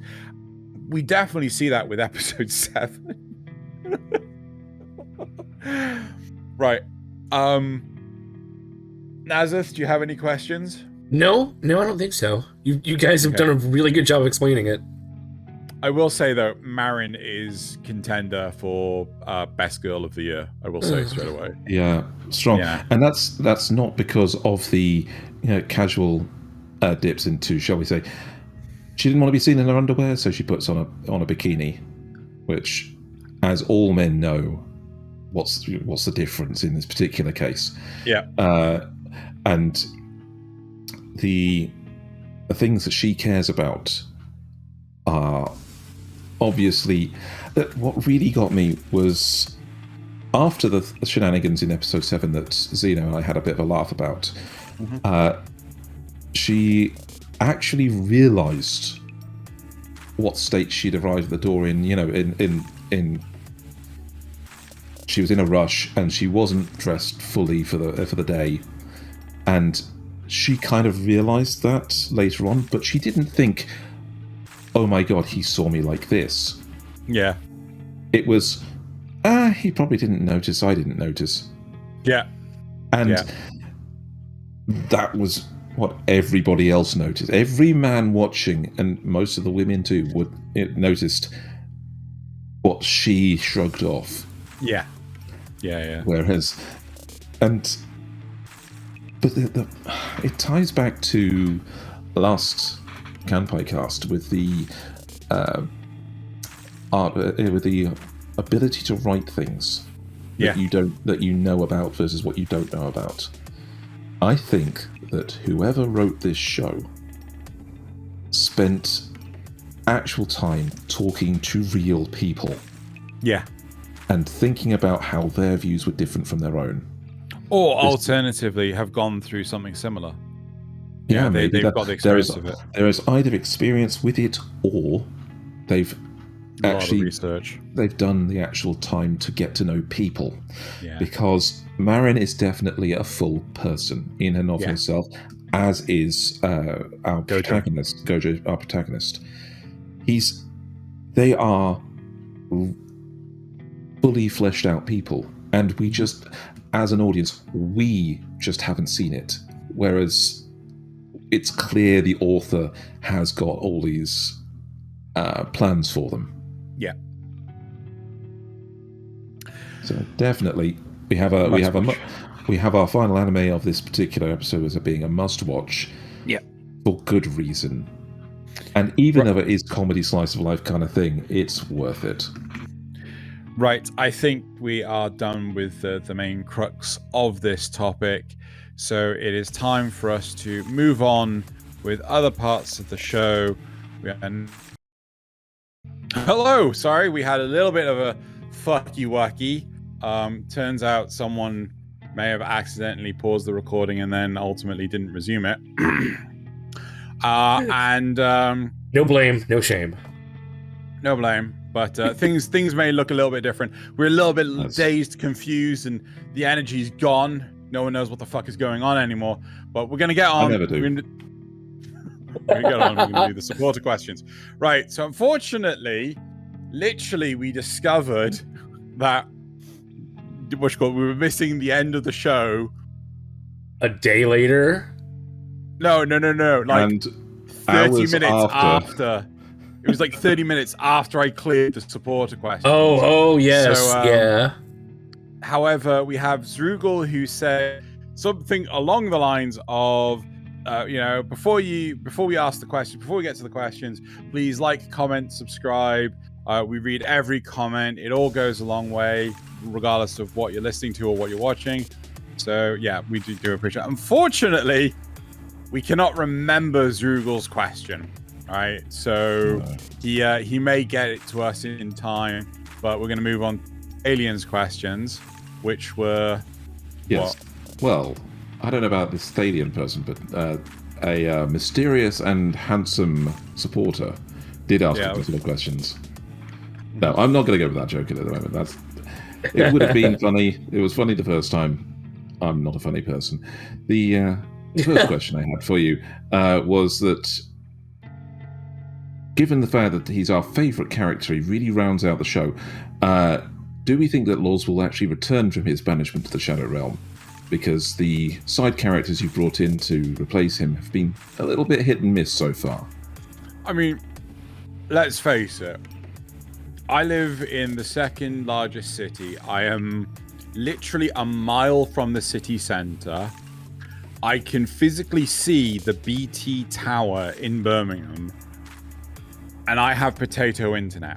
So of course he's going to come back and completely show me up with some sort of god tier Google internet connection living out in the sticks. So you know it's going to happen. It's been foreshadowed. It's going to happen. Yeah. He's it's the mid-season. He's got to go train on his own for a while with a mysterious mentor. He'll come back at the end to save us all. I believe it. Yeah.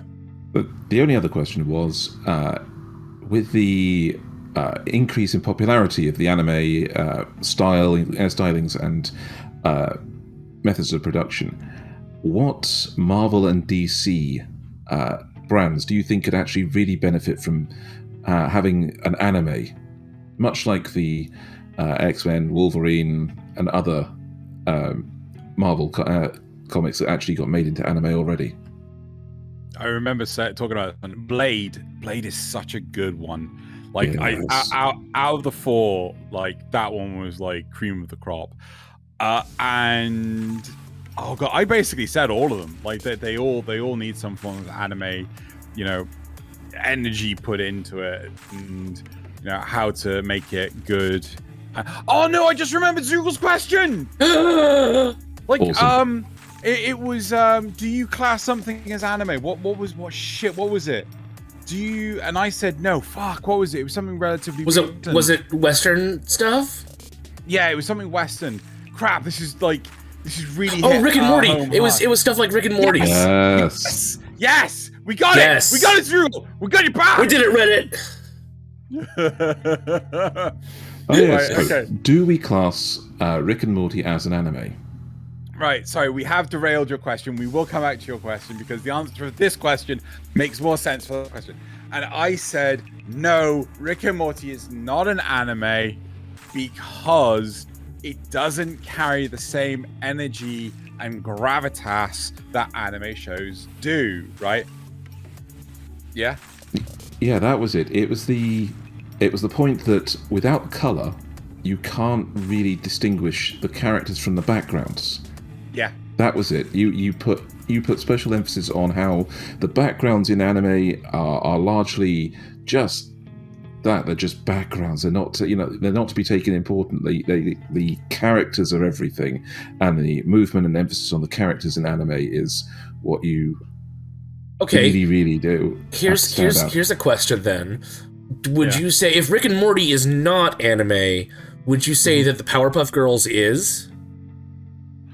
Ooh. No. I don't know. No, well, I don't know. Oh. They stand out quite a bit from their backgrounds. And come on, they are based on anime in some way, in the same way that like Samurai Jack was similar. Okay, it's that style of that era of animation. I feel like Powerpuff Girls is more in line with Tokusatsu, with the villain of the week sort of stuff. I mean, don't get me wrong, there's still heavy emphasis, and I'd certainly say that Powerpuff Girls is closer to like that anime spirit than Rick and Morty. Thank you. I to be honest, like I don't want to say yes. I like my core being wants to say no, it's not. But to give it justice, I'd have to watch it. I'd have to because I can't remember the Powerpuff Girls. We're talking like 17 years ago. Isn't there an actual Powerpuff Girls anime now? There is, yes. Yeah. Is there? Yeah, there actually is. Uh-huh. Is it actually Japanese made or is it Western? I believe it is, yes.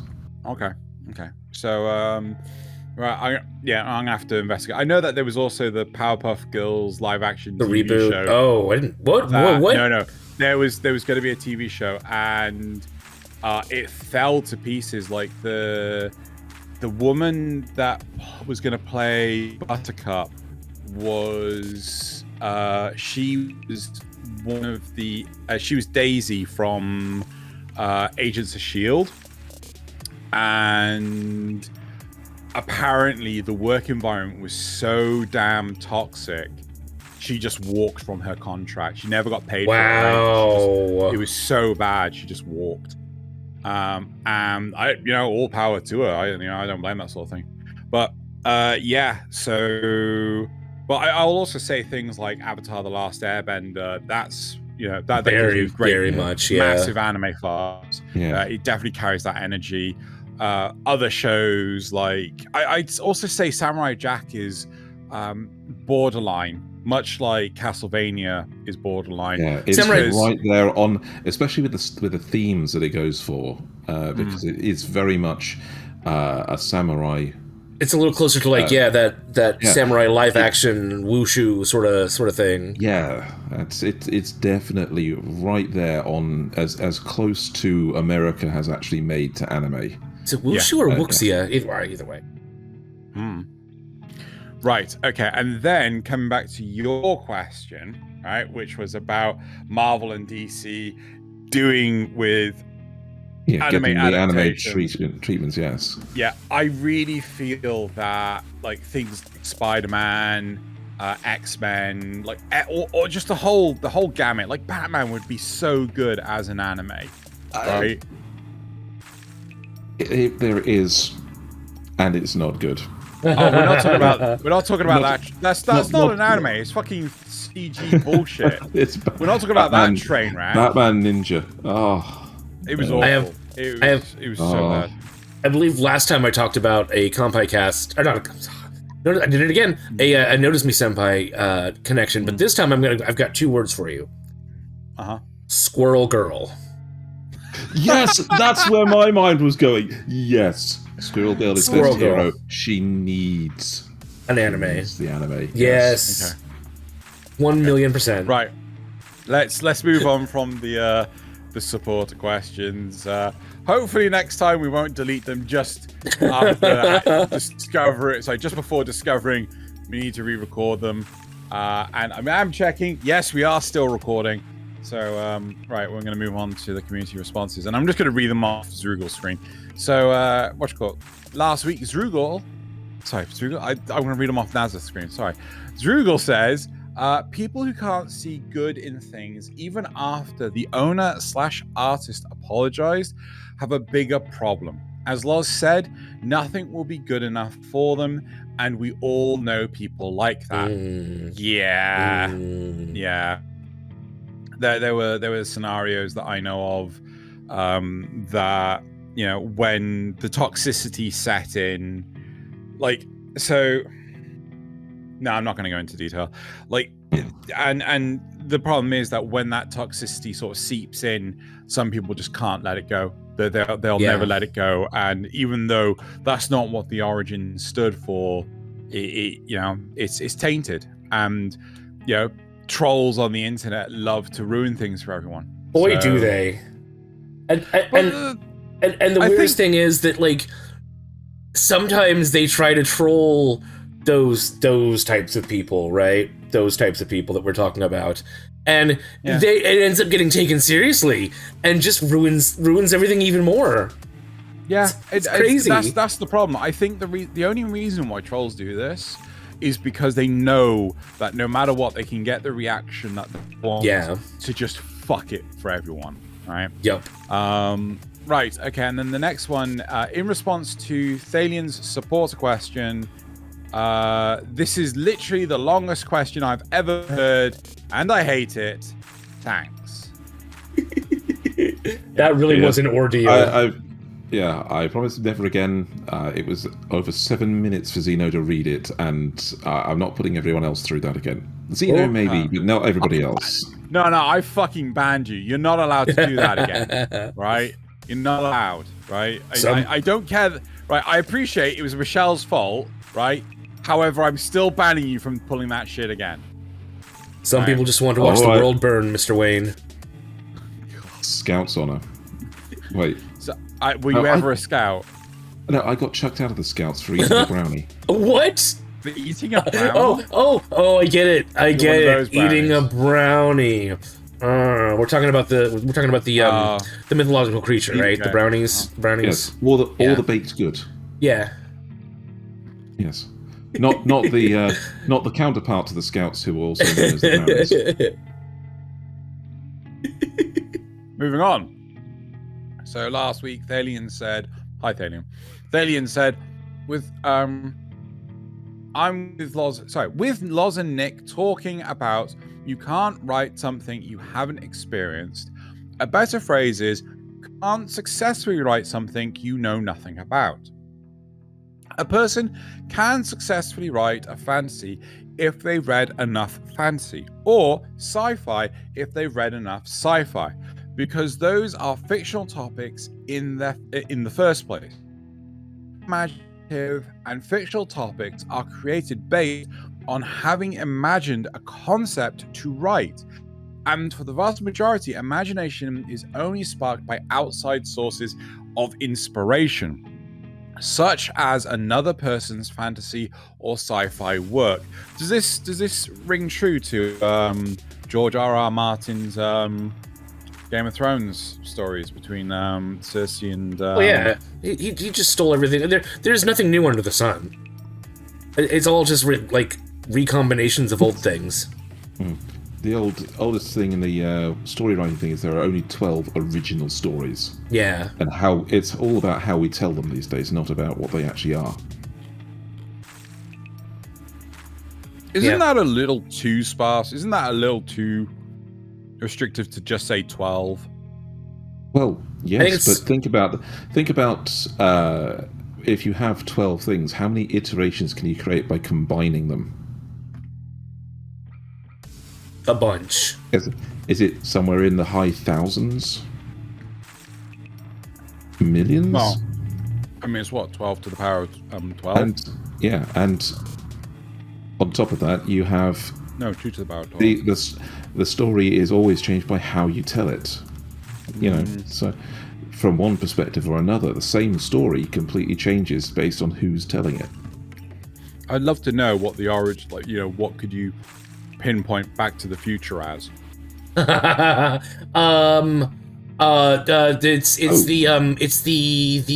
the Odyssey. Is it the Odyssey? It's the hero's journey.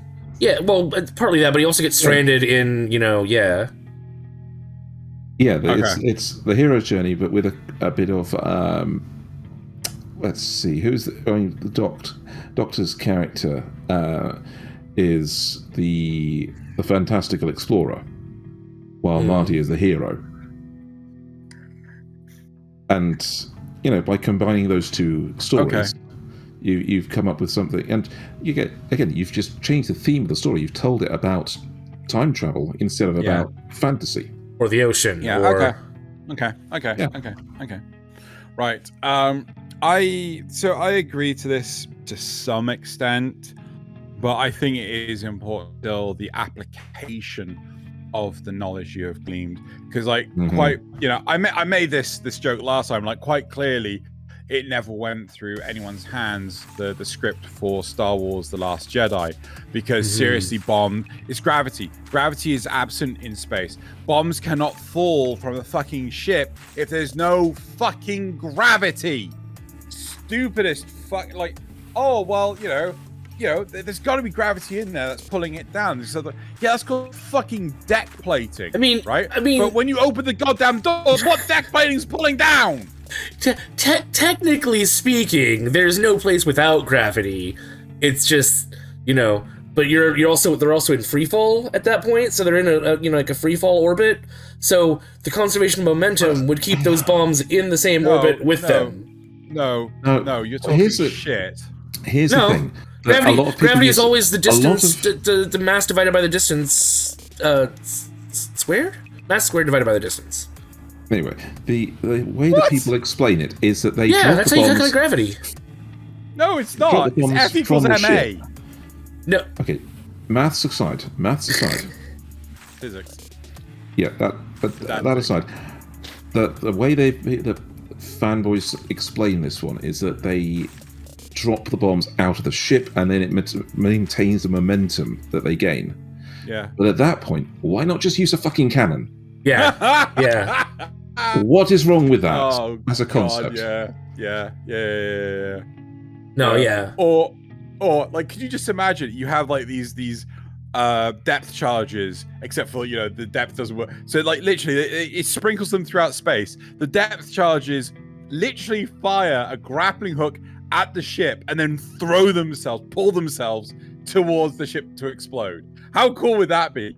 No, we got fucking gravity. It's just inertia. Inertia wouldn't work like that. There's people have fucking for the love of God. Have you ever seen? Sorry, we're going off complete tangent. I'm going to stop that now. But yeah, I think it's entirely dependent on your application, your willingness to grow. It's how good, how deep of a story you can really write. I think depends on how much you know about the topic. That's why I added in successfully. Yeah. Because you've got to have experienced something before you write it, because otherwise you're just going to write what's in your own head. Yeah. And years ago I was writing a webcomic, and the illustrator refused to believe that bullets could go through walls. What? Right? Yeah, no, seriously. I'm like, no. They have assault rifles. Yeah, bullets can't go through walls. Like, in video games, sure. Have you seen an M16 shoot up a wall? It shreds the fucking thing, right?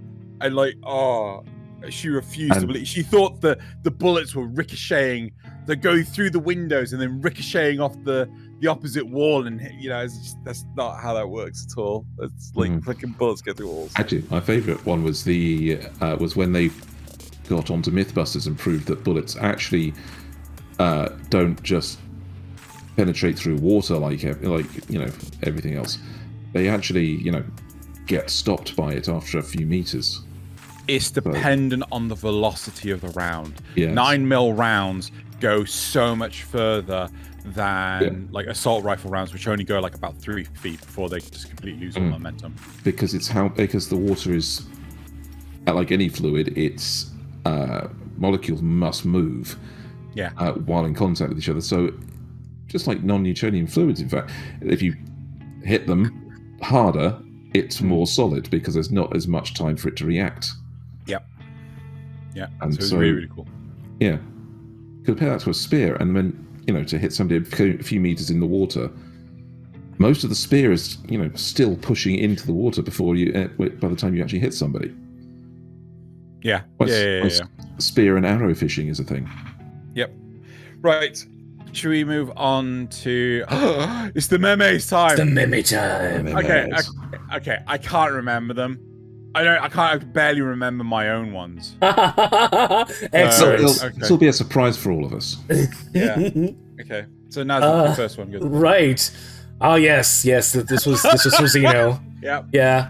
Me a computer science A major. Whenever someone asks about problems with their PC, restarting in my work. Yeah. Have you tried turning it off and back on?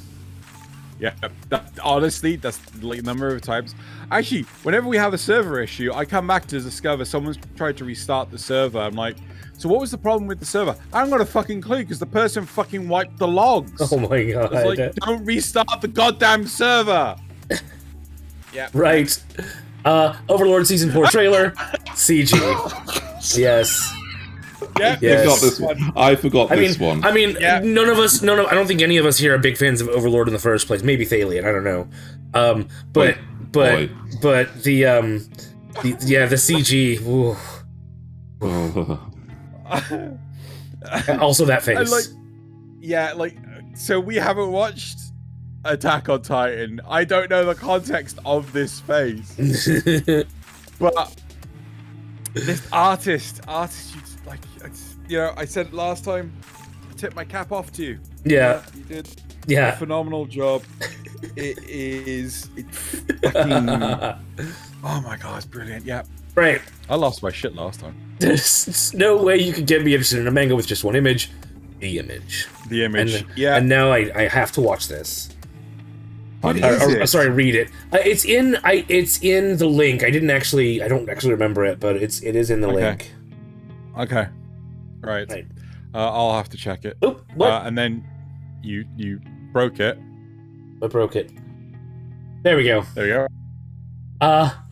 So this is from whatchamacallit? Komi. And it's your sister's vicious, says Tadano. Oh no, Tadano will think I'm uncool because my little sister dominates me. I'll rough her up. Hentai artists, write that down. Yeah. How many hentai are like that? Yeah. The anime when I'm watching alone, big old awesome dragon. The anime when my family walks in, disco party sexy time. Yeah. I do have one word. Yeah. Sauce. And then finally, hello Optimus Prime from Transformers. Oh. Hello Shinji Ikari from Neon Genesis Evangelion. And you'll never see that scene in the same way ever again. Something Matrix of Power. Yeah. I honestly, I knew people that didn't actually understood what had happened. With Shinji? In that scene. Yeah, with Shinji. They didn't understand. Yeah. So, moving swiftly on to my first one. Right. Oh, yeah. JoJo haters leaving Earth because the world is a JoJo's reference. Yeah. And then we have my second one, which is True Sight. You know, Battleship before eye drops, and then Battleship after eye drops. What is this from? Because I've seen this a few places. There's I can't remember. It's similar to Strike Witches, where it turns girls into planes. Right. I can't remember what this one is. I can't remember what it's called. But it's a thing. There's Nendroids of it. There's a whole slew of them that are all ridiculously. They're all based off like gacha games. Yeah. So number three, right? There's a she speaks the language of the gods. Honestly, whoever keyboard smashed for the subtitles of this, I respect them, because it is that keyboard smash is the subtitle for that. Yeah. The enemy during their boss fight. You were like a bloodthirsty berserker. The enemy after they join your party. Wait, I look like that? Yep. Good old Kobayashi's Dragon Maid. And then my final one. Otakus be like, I mean, it's only 126 episodes. Meanwhile, newbies, 126? Yeah. It's true. It's true. Yeah, it do be like that. Hey, we're still recording. We're still recording. It's amazing. We're still recording. Amazing. Right. Okay. So that's it for the memes. Moving on to towards the end of the show. Next week we will be joined by Cleo Natarin as we go into the another intro into anime. So that's all good for that. Fantastic. And that's it for this week's episode. Thank you very much, Thaylien, for. Apparently, Loz is still going to be in the Shadow Realm. So yeah, am I still here? Am I? Yes, of course you are. We have to balance this out. We can't have a lopsided party of just 2 people. It will be boring. I feel you're referencing something there, but I just don't know what. Is it something to do with your machinima? Moving on. Oh no. So thank you very much for coming on and covering for Loz. It's really appreciated. And we shall see everyone for next week. Oh my god, I actually have something in my I still have something in my cup. So are we ready? Right? 3, 2, 1. Kanpai!